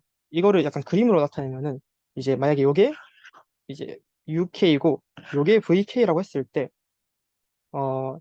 X1이 얘 전체를 설명하니까 이렇게 겹치게 되는 거고 그리고 X2가 얘 전체를 설명하게 되는 거니까 겹치는데 동시에 X1이 VK를 설명하는 비율도 이 정도로 겹치고 그리고 X2가 UK를 설명하는 그 분산의 비율이 이 정도로 겹쳐가지고 이제 K 제곱을 또 쉐어드 베리언스라고도 하기도 합니다. 그리고 이제 어떻게 기하적으로 좀 볼 수 있을지를 설명을 드리자면은 일단은 이제 X1에서 어떻게 U, py1, U, U는 U1부터 UP로 구성된 벡터죠. 이게 어떻게 선형 변화를 통해서 가는지 기하적으로 설명을 해보겠습니다. 그래서 U는 일단 AX로 볼 수 있고, 그때 음, A는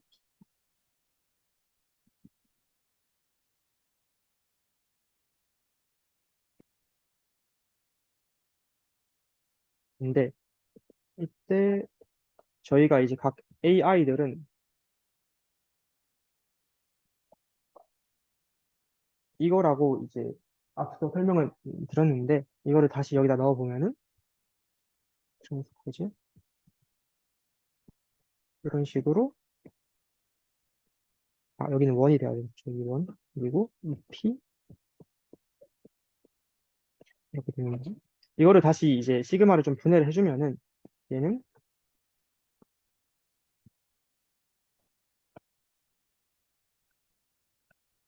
그리고 시그마. 그리고 만약에 여기를 이제 2로 두면은 이런 식으로 A가 분해가 가능합니다.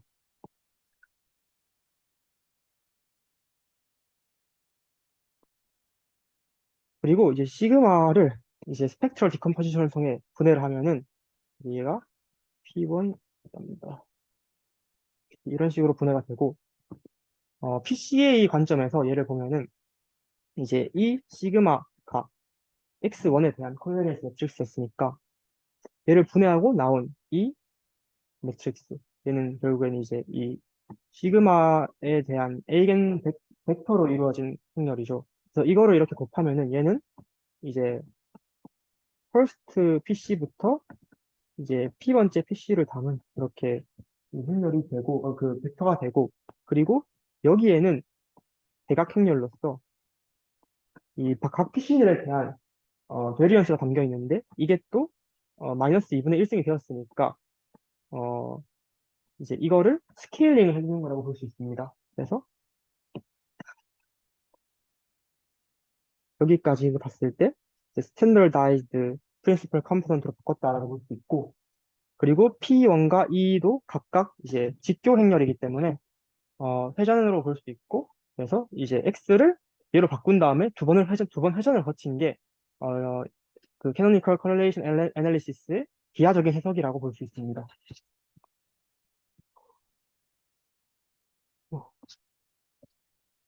그리고 이제 마지막으로 이제 샘플 데이터를 가지고 어떻게 CCA를 할 수 있는지 알아볼 건데 사실 이건 진짜 별 게 없고 그냥 노테이션만 조금 다른 거여서 이제 예를 들어서 이제 시그마가 그냥 S가 되는 것이고 이제 U는 U 햇으로 표현이 되는 것이고 그리고 로 같은 경우에는 R로 표현이 되는 것이고 이런 건데 하나만 이제 조금 짚고 넘어가자면 제가 이러한 노테이션을 여기서 처음 봤는데 이제 이 x가 정확히 뭔지가 모르겠더라고요. 이 x가 만약에 행렬이라면은 이렇게 곱해지는 과정에서 이 u 또한 벡터로 표현이 돼야 될 것 같은데 이게 벡터가 아닌 거 보니까 이 x는 이게 벡터여가지고 이렇게 벡터 곱하기 벡터에서 이게 스칼라가 나오는 것처럼 보입니다.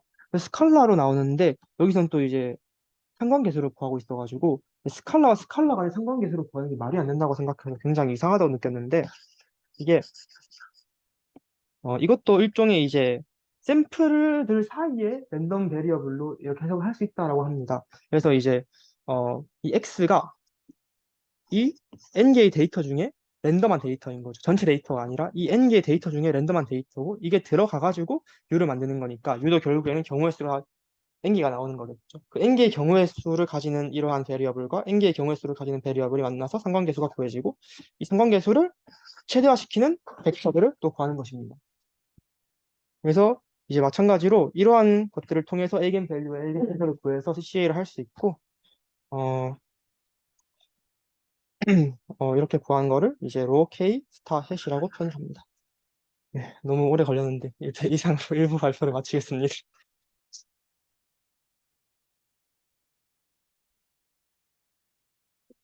이거 필기한 거 저희 그 준비 특관에서 이거 필기한 거 원본 있다지 않았어요? 어, 필기한 거 이거 아, 보면 네. 이거 그러면 아마 많은 분들이 좀 다는 못 적으셨을 거예요. 네. 그래서 이거 조금만 가독성 있게 다듬어서 그거 꼭 단톡방에 공유만 네, 알겠습니다. 고생하시죠. 시간이 너무 오래 걸려가지고 죄송합니다.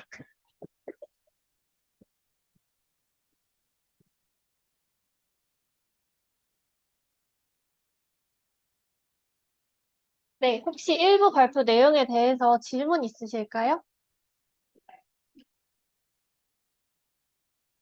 네, 없으시면은 8시 27분까지 5분만 쉬고 다시 진행하도록 하겠습니다.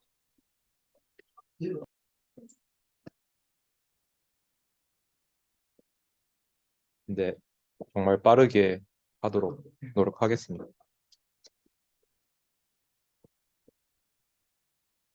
그래서 앞에서 일부에서는 증명을 좀 많이 했잖아요.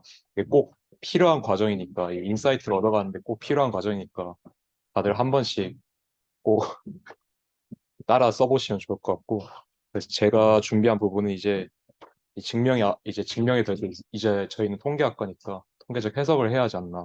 어떻게 또 구현을 할까.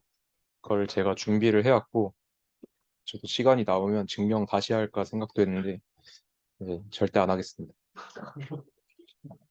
네, 그래서 제가 준비한 부분은 일단 그 추가적인 해석 부분, 그리고 또, 어, 이게 다 똑같은 말인데, 저희가 캐노니컬 베리어블이 결국에는 피계가 나온다 했잖아요. 근데 그 피계가, 결국에는 저희 데이터가 막 로우가 n개의 데이터가 있는데, 로우가 컬럼이 p 플러스 q가 되는 거잖아요. 이게 x1이고 x2가 되니까. 근데 얘가 그러면 p 플러스 p로 된다고 해서 차원 축소가 잘 된 거냐? 절대 아니겠죠. 그러면 어떻게 할까? 그러면 또다시 유의한 캐노니컬 베리어블 알게로 이제 축소를 하는 과정이 필요하다 생각할 수가 있겠죠. 다시 한번 이 CCA의 목적성에 대해서 상기를 시키자면 제일 기본적인 목적은 두 개의 굉장히 많은 셋들이 있잖아요. X1과 X2 셋이 있는데 얘 두 개를 이제 얘 두 개 간의 상관관계를 분석을 해서 한 셋과 다른 셋과의 연관을 파악을 하는 게 CCA의 가장 기본적인 목적이고, 그래서 제가 좀 이따 R 코드로 보여드릴 예시 중에는 그 심리적 요인이랑 학업적 요인을 이 CCA를 하는 게 있는데 이거를 보여드릴 예정이고, 그리고 다중공선성 문제도 일부에서 얘기를 했잖아요. 이게 캐노니컬 베리어블들은 결국 이 구할 때 각각의 다른 뭐 U1, U2, V2, V1이 있다고 한다면 다른 모든 캐노니컬 베리어블들과 올소곤을 하기 때문에 그러면 우리는 이제 다중공선성 문제를 해결했다라고 볼 수가 있는 거고요. 그리고 또 차원 축소, 아까 말했듯이 P 플러스 Q 곱하기 N개 데이터셋을 그러면 R 플러스 R 곱하기 N개 데이터셋으로 축소를 할 수가 있는 거거든요. 그리고 이제 다변량 분석이라고 해서 얘도 결국 다변량 분석인데 캐노니컬 스코어라고 하는 개념이 나오는데 우리가 이 데이터셋이 P 플러스 Q 곱하기 N이라고 돼 있잖아요. 이거를 우리가 하는 그 X1과 X2 셋이 되는데 이걸로 이게 실제 데이터인데 이제 얘를 축소를 해서 R 플러스 R 곱하기 N개 데이터로 축소를 해서 그럼 얘를 실제로 회귀 분석을 할 수 있겠죠. 그 회귀 분석을 돌리는 그 실제 값이라고 보시면 될 것 같습니다. 그래서 캐노니컬 스코어이라고 하는 것은 결국은 실제 데이터셋에서 이제 우리가 축소를 해버린 이게 캐노니컬 베리어블로 이루어진 베리어블이 아니라 캐노니컬 베리어블 값들로 이루어진 그 스코어들 값들을 실제 값들을 다 스코어라고 생각을 해주시면 될 것 같습니다. 그래서 이제 제가 이 R이라고 하는 것을 구할 거라고 했잖아요. 이 R을 어떻게 구할 것인지, 그리고 이 R개로 축소할 건데, P개에서 R개로 축소할 건데, 이 R을 어떻게 구할 것인지, 이 R개로 구한 것이 정말 유의한지, 그런 과정을 거쳐봐야 하는데, 제가 이 레시듀얼 매트릭스라는 것을 가져왔거든요. 이 레시듀얼 매트릭스는 뭐냐 하면, 우리 회귀 분석에서 레시듀얼이라고 한다면, 실제 값 마이너스, 그리고 예측값, 그렇게 뺀 게 바로 그러니까 y 마이너스 y 해시 바로 그 레시듀얼이 되는 거잖아요, 얘가. 그럼 이 회귀 분석 같은 경우에는 우리의 그 에스티메이션 한 값이 그 레시듀얼이 최소화가 돼야지 잘 된 회귀라고 하잖아요. 그럼 얘도 똑같이 그러면 우리는 캐노니컬 베리어블 캐노니컬 CCA 같은 경우에는 이 코릴레이션을 그 분석을 하는 것이기 때문에 그러면 제일 잘 할 수 있는 방법이 이 S11, S22, S12 이 세 개의 실제 값이 있고 얘를 에스티메이션을 해서 이것 간의 차이인 레시듀얼 매트릭스라고 하는 거거든요. 얘를 레시듀얼 매트릭스를 우리가 이 값을 보면서 값이 굉장히 작게 나왔다 하면 우리는 이 알게가 잘 나왔다라고 할 수가 있는 거거든요. 그래서 이 알게라고 하는 것은 전체 우리가 결국 전체 픽의 캐노니컬 베리어블을 사용하는 것이 아닌 두 집단 간의 상관관계 또는 집단 내 베리언스를 잘 설명할 수 있는 알게의 캐노니컬 베리어블을 사용을 해서 이 알게를 사용할 건데 이 알게를 어떻게 선택할 것인지 하나의 지표를 제공을 해주는 게 바로 레시듀얼 매트릭스 라고 생각을 해주시면 됩니다. 그러니까 여기 S11 틸드 막 이 틸드 개념이 나오는데 얘 같은 경우에는 우리가 얘는 픽의 캐노니컬 베리어블로 표현을 할 수가 있거든요. 근데 S11 틸드 같은 경우에는 우리 알게 에스티메이션을 가지고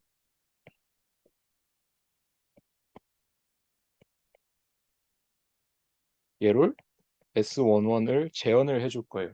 그러니까 얘가 틸드가 되는 거죠. 그러니까 여기서 회귀 분석에서 y 햇과 비슷한 개념이라고 보시면 되겠죠. 그러면 우리가 S11, S22, S12부터 일단 재현을 해봐야 하지 않을까. 캐노니컬 베리어블로 얘를 구할 수 있어야 하지 않을까. 그래서 저희가 캐노니컬 코릴레이션과 캐노니컬 웨이트, 이 웨이트라는 게 코에피션트거든요.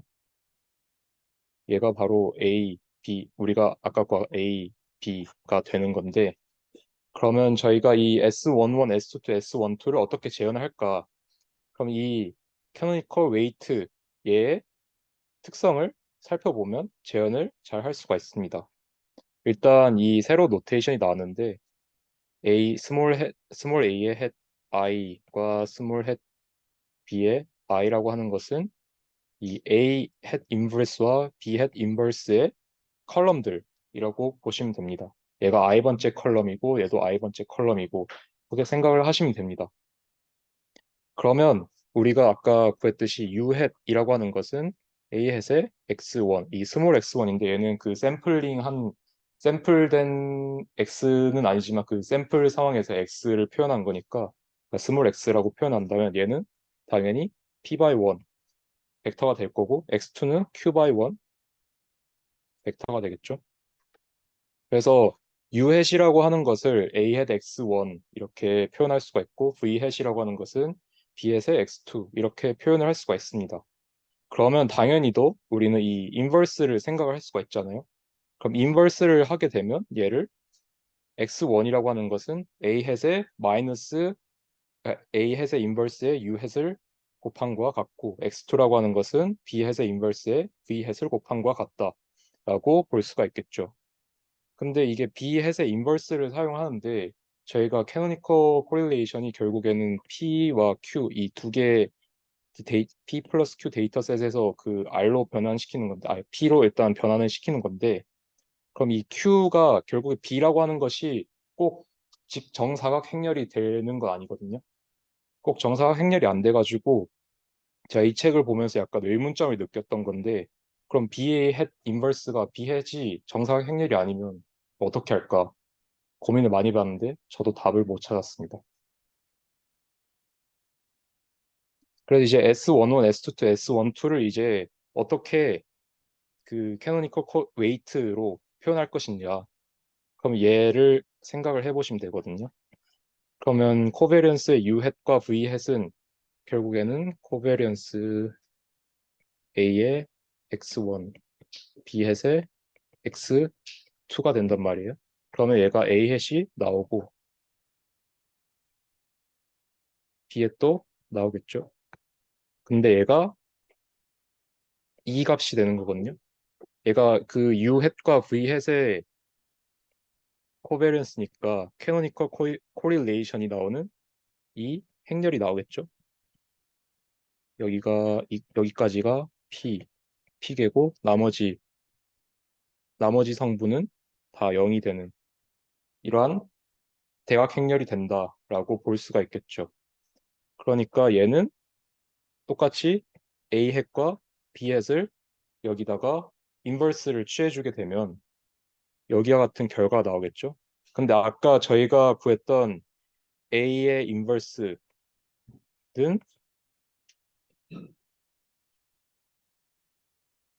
A 햇 1부터 A 햇 P까지 된다. 이렇게 정의를 했잖아요. 이 노테이션을. 그래서 얘를 이렇게 표현할 수가 있겠죠. 어, 이게 왜 그렇게 되냐 하면 여기가 A1 햇부터 A, P 햇까지고 얘는 B 햇 1 트랜스포즈부터 B 햇 P 트랜스포즈가 되니까 얘를 곱해주게 되면 이게 세 개가 묶이고 그 마지막에 P가 A의 P와 로 P, B의 P 트랜스포즈가 묶여서 결국 이런 값이 나온다고 볼 수가 있겠죠. 그럼 S11을 재현을 하는 거는 더 쉽겠죠? 이렇게 S11을 재현하기 위해서 일단 코베리언스 오브 U를 생각을 해야 하는데 이 U 햇은 결국에는 A 햇 X1, A 햇 X1 이 두 개의 코베리언스를 구하는 거잖아요. 그럼 당연히 얘는 A 햇 코베리언스의 S11의 A 햇 트랜스포스가 되겠죠. 왜냐하면 X1의 코베리언스 당연히 S11이 나올 거니까 이렇게 되는 거죠. 근데 아까 캐노니컬 베리어블 CCL 할 때 제일 먼저 해야 하는 게 이 저희가 그 U라고 하는 것의 코베리언스를 1로 만들어야 한다 했잖아요. 그러니까 여러 U 값들을 1로 다 대각성분 1인 아이덴티티가 되겠죠. 그렇기 때문에 S11에서 얘만 남기고 나머지를 인버스로 넘기게 되면 그러면 이런 값이 나오겠죠. A 햇의 인버스에 A 햇 인버스 트랜스포즈가 되고 얘들도 그 컬럼 벡터들로 생각을 해주게 되면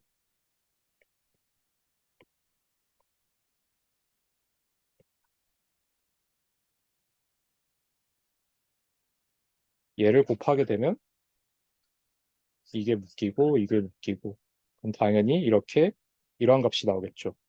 A 햇 1에 A 햇 1인 트랜스포즈에 이게 P에까지 다 설명이 되는 거고 S22도 똑같은 과정을 따라서 이렇게 표현이 되겠죠. B 햇 1에 B 햇 1 트랜스포즈부터 B 햇 Q에 B 햇 Q의 트랜스포즈까지 곱한 것의 합이라고 구할 수가 있겠죠. 그러면 저희가 캐노니컬 웨이트, 그러니까 코에피션트로 S11, S22, S12를 재현을 했거든요.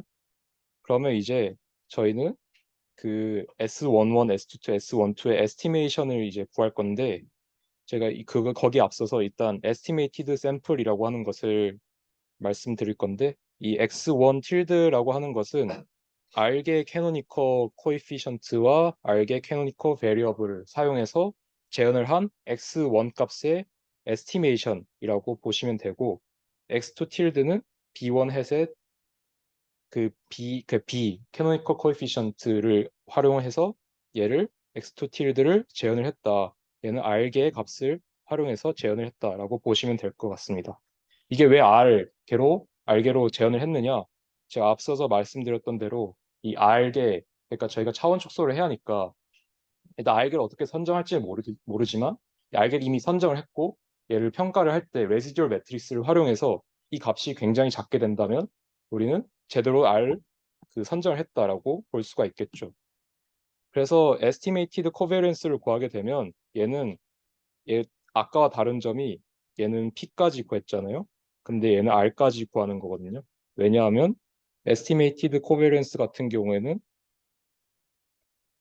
A hat R까지 이렇게 사용을 했기 때문에 당연히 이렇게 나오겠죠. 그래서 S22도 똑같이 R계까지 나오는 거고 S12도 그 canonical correlation을 R계까지 사용을 하고 A 이거 잘못됐는데 B 해시입니다. 이렇게 S11, S22, S12를 재현할 수가 있었다. 그러면 이렇게 얘를 1부터 R까지 구했는데 얘는 1부터 P까지 또는 1부터 Q까지 구한 거잖아요. 그러면 얘를 마이너스를 하게 된다면 남는 게 뭐가 될까요? 얘를 마이너스를 하게 된다면 결국에는 이 부분이 남겠죠. 왜냐하면 얘는 뭐 1부터 P까지 있는데 얘는 1부터 R까지잖아요. 그럼 마이너스를 하게 되면 얘는 R 플러스 1부터 P까지 남는 게 되고 R 플러스 1부터 Q까지 남게 되고 얘도 똑같이 R 플러스 1부터 P까지 남게 된다. 이게 바로 우리가 구한 레시듀얼 매트릭스라고 보시면 됩니다.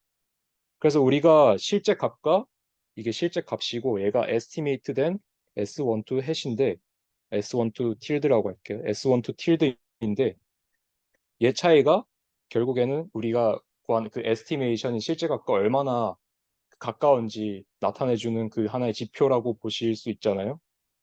그래서 레시듀얼 매트릭스라고 하는 것은 아까 말했듯이 실제 값과 에스티메이션 값을 뺀 레시듀얼 매트릭스이기 때문에 작은 값을 가질수록 우리가 선정한 R이 정확히 잘 선정했다라고 평가를 할 수 있겠죠. 근데 여기서 보면 약간의 특징이 있는데 S12만 이렇게 캐노니컬 코릴레이션을 사용하잖아요. 근데 캐노니컬 코릴레이션 같은 경우에 1보다 작은 값이고 그리고 얘가 R 플러스 1이잖아요. 근데 1부터 시작했는데 R 플러스 1까지 왔어요. 그러면 굉장히 낮아진 값이 되겠죠. 로우 1 같은 경우에는 최대 맥시멈 코릴레이션을 구했고 가면 갈수록 이게 값이 작아지니까 얘는 실제로 굉장히 작은 값이 나올 거예요. 그리고 우리가 이미 알게를 선택을 했다고 가정을 한다면 이 로우의 R 플러스 1은 굉장히 작은 코릴레이션을 가지기 때문에 이걸 탈락시켰을 거란 말이에요. 그래서 굉장히 작은 값이 나온다라고 볼 수 있고 그래서 얘는 S12는 S11과 S22보다 이 레시듀얼 매트릭스보다 얘가 훨씬 더 작게 나올 거라고 볼 수가 있는 거죠. 그래서 S12를 보면 S12 마이너스 S12 틸드를 보게 되면 우리가 이렇게 알게로 재현한 S12를 통해서 우리가 알게가 실제 이 코베런스 값을 잘 표현할 수밖에 없다라고 볼 수 있는 거고요. 근데 S11 마이너스 S11 틸드 같은 경우에는 실제로 얘보다 크게 나올 수밖에 없거든요. 그래서 얘는 우리가 코베런스 그러니까 CCA가 실제로는 S12 그러니까 둘 간의 관계는 잘 표현하지만 그 자기 집단 내 분산은 잘 표현하지 못할 수도 있다. 그런 점을 시사를 하는 거고요. 근데 레시듀얼 매트릭스 같은 경우에는 하나의 지표는 되지만 수치적으로 구체적인 수치로 이게 척도가 되는 게 아니잖아요. 이게 어떻게 해석해야 할지 사람마다 기준이 다를 수 있단 말이에요. 그래서 이 문제를 해결하기 위해서 다른 개념이 나오는데 이 베리언스의 프로포션을 활용하는 그런 방법이 있는데 이건 좀 이따 하도록 하고 그래서 일단 예시를 한번 보도록 하겠습니다. 얘는 일단 정교화된 데이터셋이기 때문에 S가 바로 곧 R이 되잖아요. 코릴레이션이 곧 코베런스가 된다라고 볼 수가 있겠죠. 그렇기 때문에 얘를 일단 보게 되면 CCL을 실제로 실행한 결과 로우 1 같은 경우는 굉장히 좀 다소 큰 값이 나온다고 볼 수 있지만 로우 2 같은 경우에는 굉장히 작은 값이 나왔죠. 그렇기 때문에 우리는 R을 1로 두기로 한다라고 볼 수 있죠.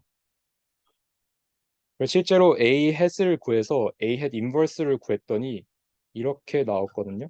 얘가 바로 A 햇의 1이고 A 햇 2가 된다고 볼 수 있겠죠. 그러면 얘를 통해서 우리가 S11 마이너스 S11의 틸드, S22 마이너스 S22 틸드 이걸 어떻게 구하냐면 우리는 R 플러스 1부터 P까지라고 했잖아요. 그 레시듀얼 매트릭스가 사용하는 게 그 A 햇 인버스의 R 플러스 1부터 P까지의 컬럼들을 활용해서 얘를 선형 결합을 해서 얘들을 곱함으로써 나온 결과가 그거잖아요. 그렇기 때문에 얘는 정말 간단하게 S11 마이너스 S11 틸드 같은 경우에는 A 햇 2의 A 햇 2의 트랜스포즈만 구해도 얘를 구할 수가 있겠죠. 얘도 똑같이 얘는 배제하고 얘를 통해서 B 햇 2, B 햇 2 트랜스포즈를 통해 레시듀얼을 구할 수가 있는 거죠. 실제로 얘를 구했더니 R12는 아까 말씀드렸던 대로 캐노니컬 코릴레이션의 영향으로 굉장히 작은 값이 나오죠.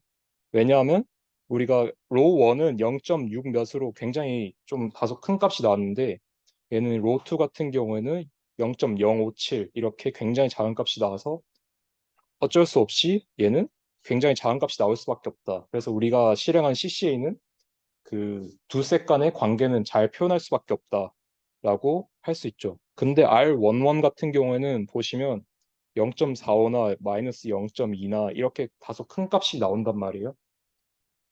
근데 직관적으로 생각을 해보면 우리가 캐노니컬 코릴레이션 CCA를 하다 보면 이게 CC 베리어블이 결국에는 이 선형 결합으로 이루어졌단 말이에요. 그럼 정보가 굉장히 축소되겠죠.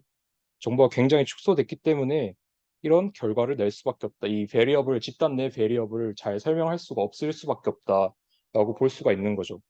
그래서 R22도 실제로 얘보다는 다소 큰 값이 나온다라고 볼 수가 있는 겁니다. 그래서 캐노니컬 베리어블은 R12는 잘 설명할 수 있지만 자기 집단 내 베리언스는 설명하기가 좀 힘들 수가 있다라고 볼 수가 있는 거고요. 아까 레시듀얼 매트릭스가 이게 구체적으로 수치는 맞지만 이 정확한 그 지표 척도라고 할 수가 없잖아요. 얼마나 얘가 잘 설명하는지 판단을 할 수 없을 수도 있단 말이에요. 사람마다 기준이 다를 수 있기 때문에. 그렇기 때문에 이제 저희는 이 베리언스의 프로포션을 이용해서 얘가 어떻게 구체적으로 설명되는지를 판단을 할 겁니다. 그래서 우리는 각 셋에서 도출한 그 캐노니컬 베리어블이 얼마나 잘 집단을 대표하고 있는지 판단을 할 건데 이거는 어떻게 하냐면 집단 내 총 분산이 있을 거 아니에요? 집단 내 총 분산과 집단 내 그 총 분산을 에스티메이션 한 값, 알게 베리어블을 활용해서 에스티메이션 한 값의 비율을 구하게 되면 우리는 이 집단의 그 에스티메이션이 이 총 집단의 베리언스를 얼마나 잘 설명하고 있는지 판단을 할 수가 있겠죠. 네, 그래서 일단 여기 구하기 앞서서 아까 저희가 이걸 구했잖아요. 코베런스의 Z1의 U 이걸 구했잖아요. 얘를 CCL을 실제로 하시는 분들 표현은 다 캐노니컬 로딩이라고 이렇게 표현을 하더라고요. 그래서 저도 짧게 말하기 위해서 캐노니컬 로딩이라고 일단 표현할게요. 그럼 얘도 똑같이 아까 레시듀얼 매트릭스를 그 S11, S22 이런 값들을 코베런스들을 전부 다 캐노니컬 코에피션트로 표현을 했잖아요. 그럼 얘도 캐노니컬 로딩도 결국에는 캐노니컬 코에피션트로 표현이 가능하다. 그래서 이렇게 표현을 해서 우리는 에스티메이션을 할 수가 있겠죠. 캐노니컬 코에피션트로 표현을 할 수 있으면 우리는 그 에스티메이션을 할 수 있는 거잖아요. 그 A의 값들 중에서 R의 컬러만 뽑아서 얘들을 재현을 할 수가 있는 거잖아요. 그렇기 때문에 일단 얘를 한번 표현을 해보면 코베런스의 Z1의 U 햇을 하게 되면 Z라고 하는 것은 아까 구했듯이 A 햇 인버스의 U 햇이 됩니다. 그렇기 때문에 얘는 A 햇 인버스의 코베런스 U 햇이 되는데 얘는 당연히 I가 되죠. 아이덴티티가 되기 때문에 얘는 A 햇 인버스가 됩니다.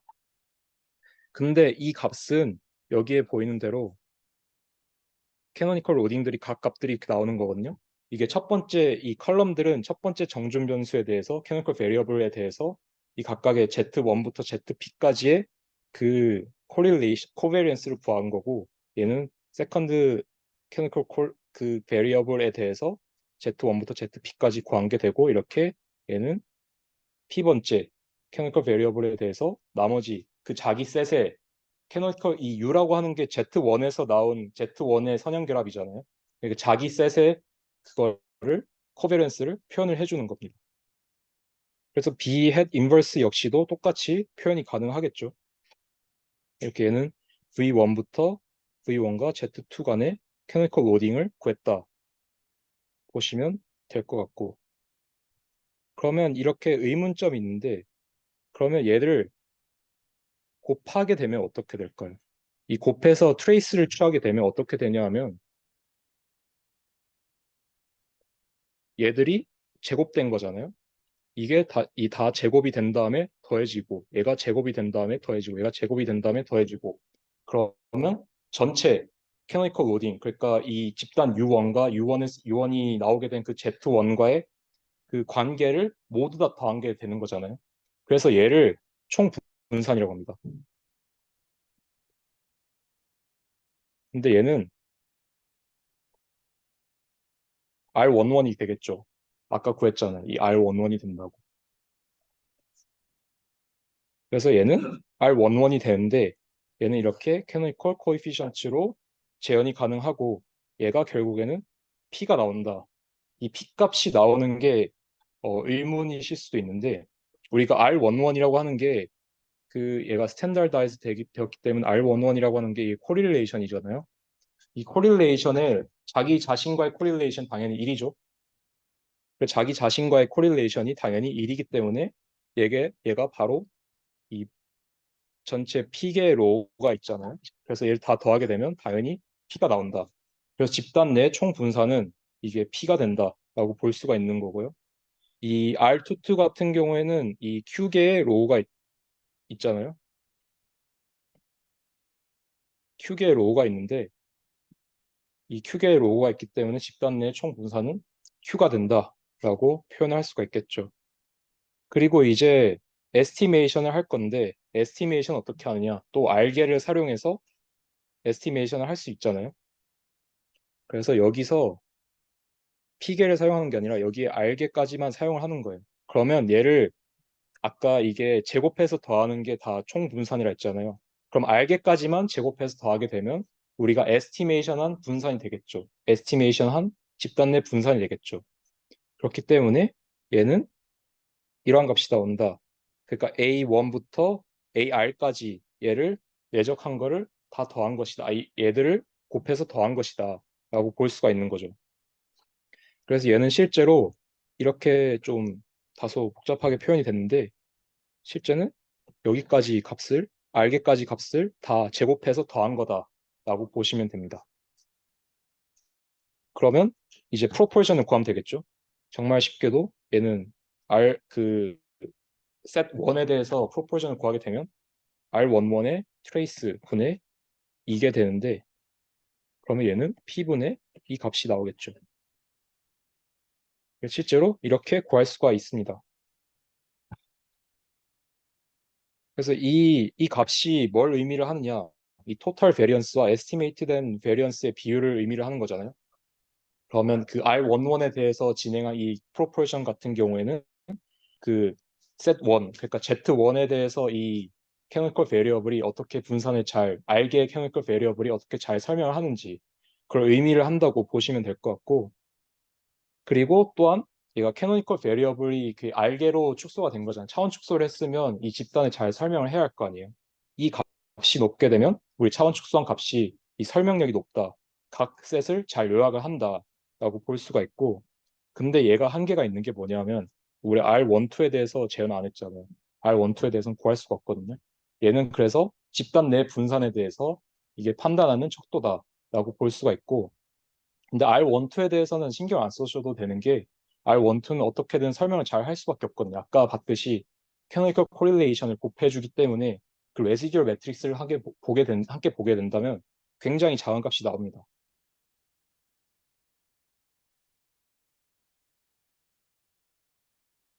그리고 이제 large size 한 샘플 인퍼런스를 하게 되는데 large 샘플 인퍼런스 같은 경우에 샘플이 굉장히 클 경우에는 이 S11, 그 샘플 코베리언스를 통해 샘플 코베리언스를 시그마 11 대신 쓸 수가 있는 거잖아요.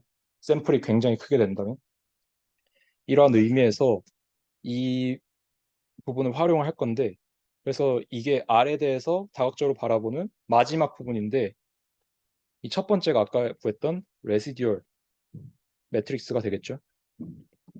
두 번째가 이제 우리 아까 구했던 프로포션 얘를 통해서 일종의 설명력을 판단할 수가 있다. 마지막은 LRT에서 likelihood ratio 테스트인데 다들 스통2나 뭐 범주형에서 배우죠. likelihood ratio 테스트를 이 R 우리 집단 R 또는 아니면 그 CCA 자체의 존재에 대해서 판단할 때 얘를 사용할 수가 있다고 해요. 그래서 첫 번째로 이제 판단할 거는 이 시그마 1, 2가 0인지 아닌지 얘가 H0 해서 기무가설이거든요. 왜 이걸 판단하느냐?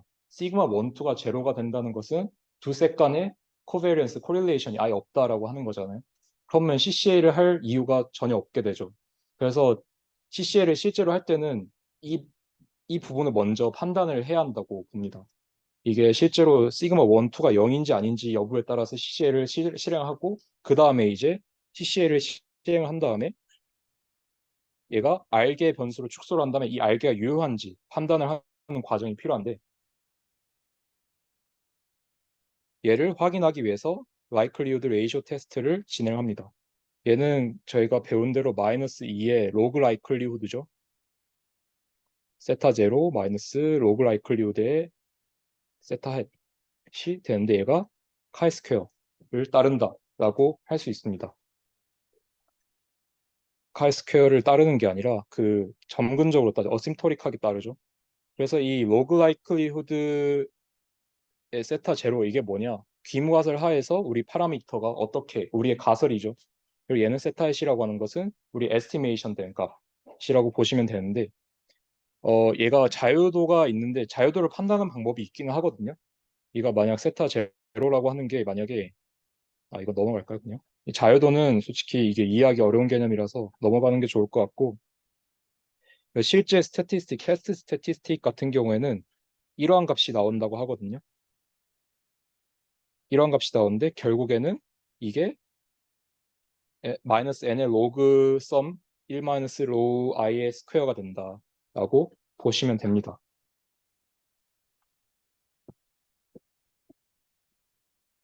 그래서 이게 잠깐 이게 뭔 의미인지 생각을 해보면 아까 기무가설 하에서는 시그마 1, 2가 0이라 했잖아요. 그러면 얘를 보게 되면 얘가 이 S라고 하는 것이 이 대각선 이 시그마 S1, 2 성분이 다 0이 돼야겠죠. 그래서 이렇게 된 값을 표현해서 얘를 곱해준다. 보시면 되고 이 S는 우리가 그 H1 하에서의 그 값이 되니까 당연히 그냥 그대로의 값을 본다고 보면 되겠죠. 통계량이 검정 통계량이 이렇게 나오는데 이거를 그렇게까지 막 도출을 해낸다거나 그거는 정말 불가능할 것 같고 이 결과만 그냥 알고 있으면 참고해서 나중에 테스트를 할 때 가설 검증을 할 때 사용하면 될 것 같습니다. 그럼 이제 저희가 시그마 1, 2 자체가 0인지 아닌지 판단했으니까 이제 시그마 1, 2 판단했을 때 알게가 유효한지 판단을 해야 할 거 아니에요. 그러면 R 어떻게 선택할 것인가? 그걸 어떻게 귀무가설을 설정을 하자면 그러면 이게 뭐 K라고 했는데 이 R이라고 본다면 뭐 R을 K라고 봅시다. 그러면 K까지가 로우 K까지가 0이 아니고 나머지 K 플러스 1부터 다 0이면 우리가 말하는 그 R이 잘 선택이 됐다. 이게 채택이 된다면 잘 선택이 됐다라고 볼 수가 있겠죠. 그래서 얘도 테스트 그 검정 통계량을 보면 아까 설명을 못 드렸는데 이 n 대신에 이 값을 활용하거든요. 얘 값을 사용을 하면 그 카이스퀘어에 좀 더 잘 그 컨버지 한다라고 해서 이걸 사용하는 것 같습니다. 얘 검정 통계량을 보시면 이러한 값들이 나오는데 얘가 i가 k 플러스 1부터 되는 거거든요. 그러니까 얘가 r 플러스 1부터 p까지의 값을 이걸 의미를 하는 거겠죠. 그래서 얘가 0보다 이 값도 그 자유도가 p 마이너스 k 곱하기 q 마이너스 k인 카이스퀘어보다 크게 된다면 얘는 기무가설을 기각한다. 그러니까 R이 좋은 값이 아니다. 유효하지 않다라고 표현할 수가 있겠죠. 이 테스트를 여러 번 진행하게 된다면 당연히 우리가 알파 값을 조절을 해줘야겠죠. 뭐 2분의 알파 두 개 테스트를 동시에 진행한 2분의 알파 아니면 4개를 한다면 4분의 알파라든가 이렇게 조절을 해줘야 하는데 이 값들은 회귀 분석 시간에 배웠을 거니까 넘어가도록 하고 실제로 이제 R 코드 임플리멘테이션 할 건데 정말 빠르게 이 캐노니컬 웨이트라고 하는 것은 아까 말했던 그 코에피션트라고 보시면 되고 그 스코어라고 하는 것은 실제 그 A 햇의 X 값을 더해서 곱해서 나온 그 N개의 데이터셋을 의미를 하겠죠. 스코어라고 하죠, 이거 나머지 이거 설명 부분은 지금 시간이 너무 돼서 읽어보시면 될 것 같고 그리고 캐노니컬 로딩 아까 설명한 이 U와 Z1 또는 V와 Z2의 상관관계를 의미한 커베런스를 의미를 하는 거고 캐노니컬 크로스 로딩이라고 하는 것은 U와 Z2, V와 Z1 서로 다른 셋에 대해서 판단을 하는 건데 얘가 결국에는 집단 간에 공유되는 그 정보량을 판단하는 데 도움이 되거든요. 그래서 얘가 높으면 CCA가 뭔가 유효하다라고 볼 수가 있겠죠. 서로 간의 영향력이 크다라고 볼 수가 있는 거고 실제로 이제 데이터셋을 가지고 저희가 이제 제가 R 분석을 해봤는데 이 데이터셋은 그 구글링에서 찾은 데이터셋인데 어떤 데이터셋이냐 이렇게 컨트롤 컨셉 모티베이션이라고 하는 그 심리적 요인과 read, write, math, science, gender라고 하는 그 아카데믹한 요소로 이 두 개로 나눠서 CCA를 진행을 할 겁니다. 얘가 Z1이라고 하고 얘가 Z2. 얘가 아마 그 정교화된 데이터라서 그냥 바로 진행하면 될 것 같아요.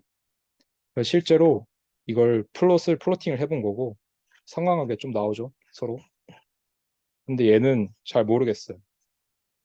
그래서 실제로 CCA를 하기 전에 일단 패키지를 써야 하는데 CCA나 CCP라고 하는 그 패키지를 설치해서 하게 되면 그 metcall이라고 하는 이 correlation R11, R22, R12를 구하는 이 correlation을 구하는 그 명령어가 있는데 우리 아까 심리적 요인과 아카데믹한 요인으로 묶어서 각각 하나의 셋으로 만들어 놓은 거죠. 각자 Z1과 Z2를 만들어 놓은 거죠. 그래서 얘를 통해서 correlation을 구하면 얘는 X콜이라고 하는 것은 R11이 되겠고 얘는 R22, 얘는 R12가 되겠죠. 근데 여기 값을 자세하게 보게 된다면 이게 좀 상관구조 파악이 굉장히 힘들죠. 우리가 CC의 존재 이유라 했잖아요. 이 집단 간에 이게 구조가 복잡하다고 하면 이게 상관구조를 판단하기 힘들다. 그래서 우리는 일단 코에피션트를 구해야 한다. 캐노니컬 웨이트 코에피션트를 구해야 한다. 실제로 구했더니 이게 캐노니컬 코릴레이션이거든요. 얘가 나름 유의한 값이 나오죠. 0.46 정도의 그 코릴레이션을 보이니까 나름 상관관계가 있다라고 볼 수가 있겠죠.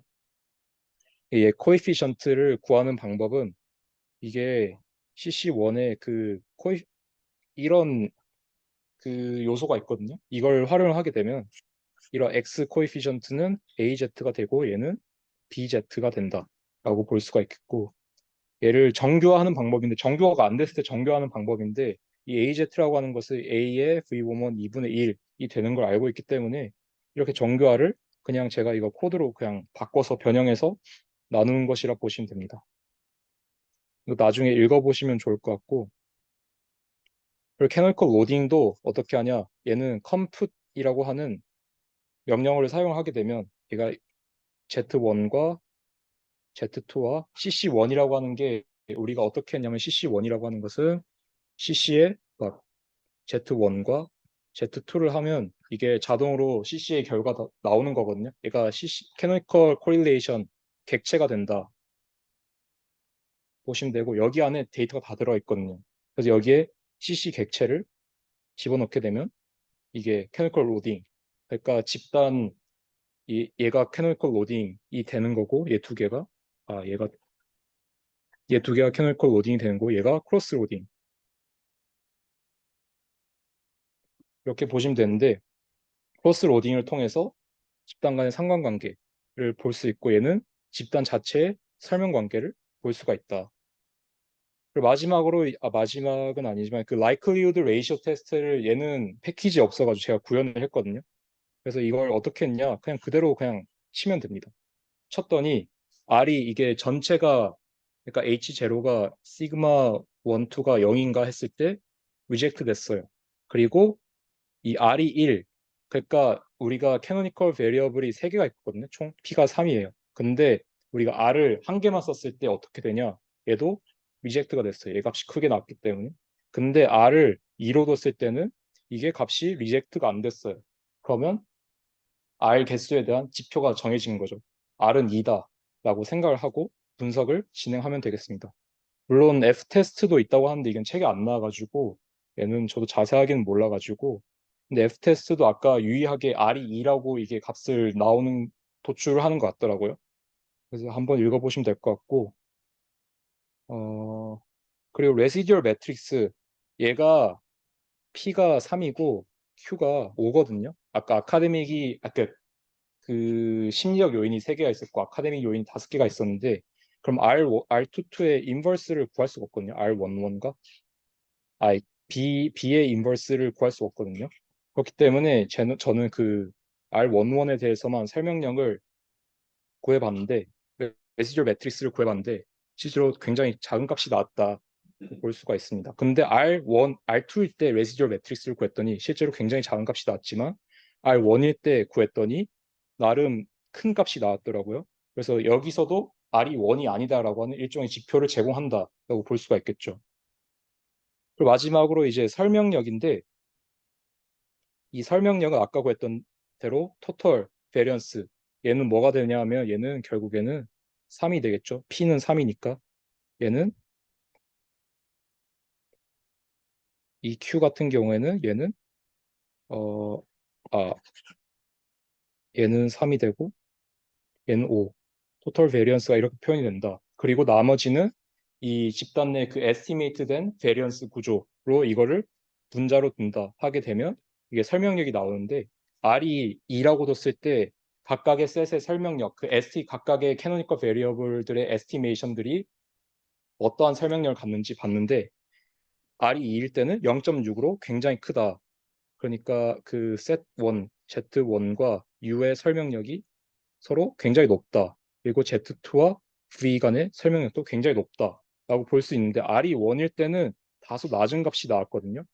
그래서 얘도 일종의 지표를 제공하지 않나라고 볼 수가 있겠습니다. 네, 저희 발표는 여기서 끝이고 이게 증명 부분은 다 한 번씩 따라 해보시면 좋을 것 같고 그리고 중요한 건 이제 실제로 해보는 거잖아요.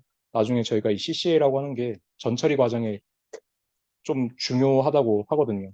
그래서 이 전처리할 때 이게 생각이 나신다면 이 CCA, CCP 패키지를 활용해서 이게 해석하는 방법까지 그 리마인드 한 다음에 나중에 전처리할 때 필요하실 때 사용하면 좋을 것 같습니다.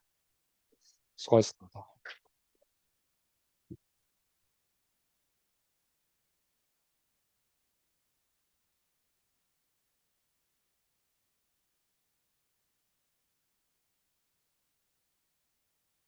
네, 2부 발표 내용에 대해서 질문 있으실까요? 다들 집에 가고 싶으신 표정인데 혹시 코멘트나 피드백 없으실까요? 질문하는 네네네. 그 아까 저기 계실 때 질문했어야 했는데 아니 진짜 간단한 건데 여기 그 R 코드 설명하는 것도 그렇고 주방부에서도 그 레지듀얼 매트릭스가 작다라는 언급들을 좀 하셨잖아요. 그 작다라는 게 그러니까 매트릭스가 작다라는 게 좀 헷갈릴 수도 있을 것 같아서 그럼 그게 매트릭스의 놈이 작다는 게 아니고 그냥 그 엔트리 자체가 0에 가깝다는 걸 말씀하신 거죠. 네, 또 다른 질문이나 피드백, 코멘트 있으실까요?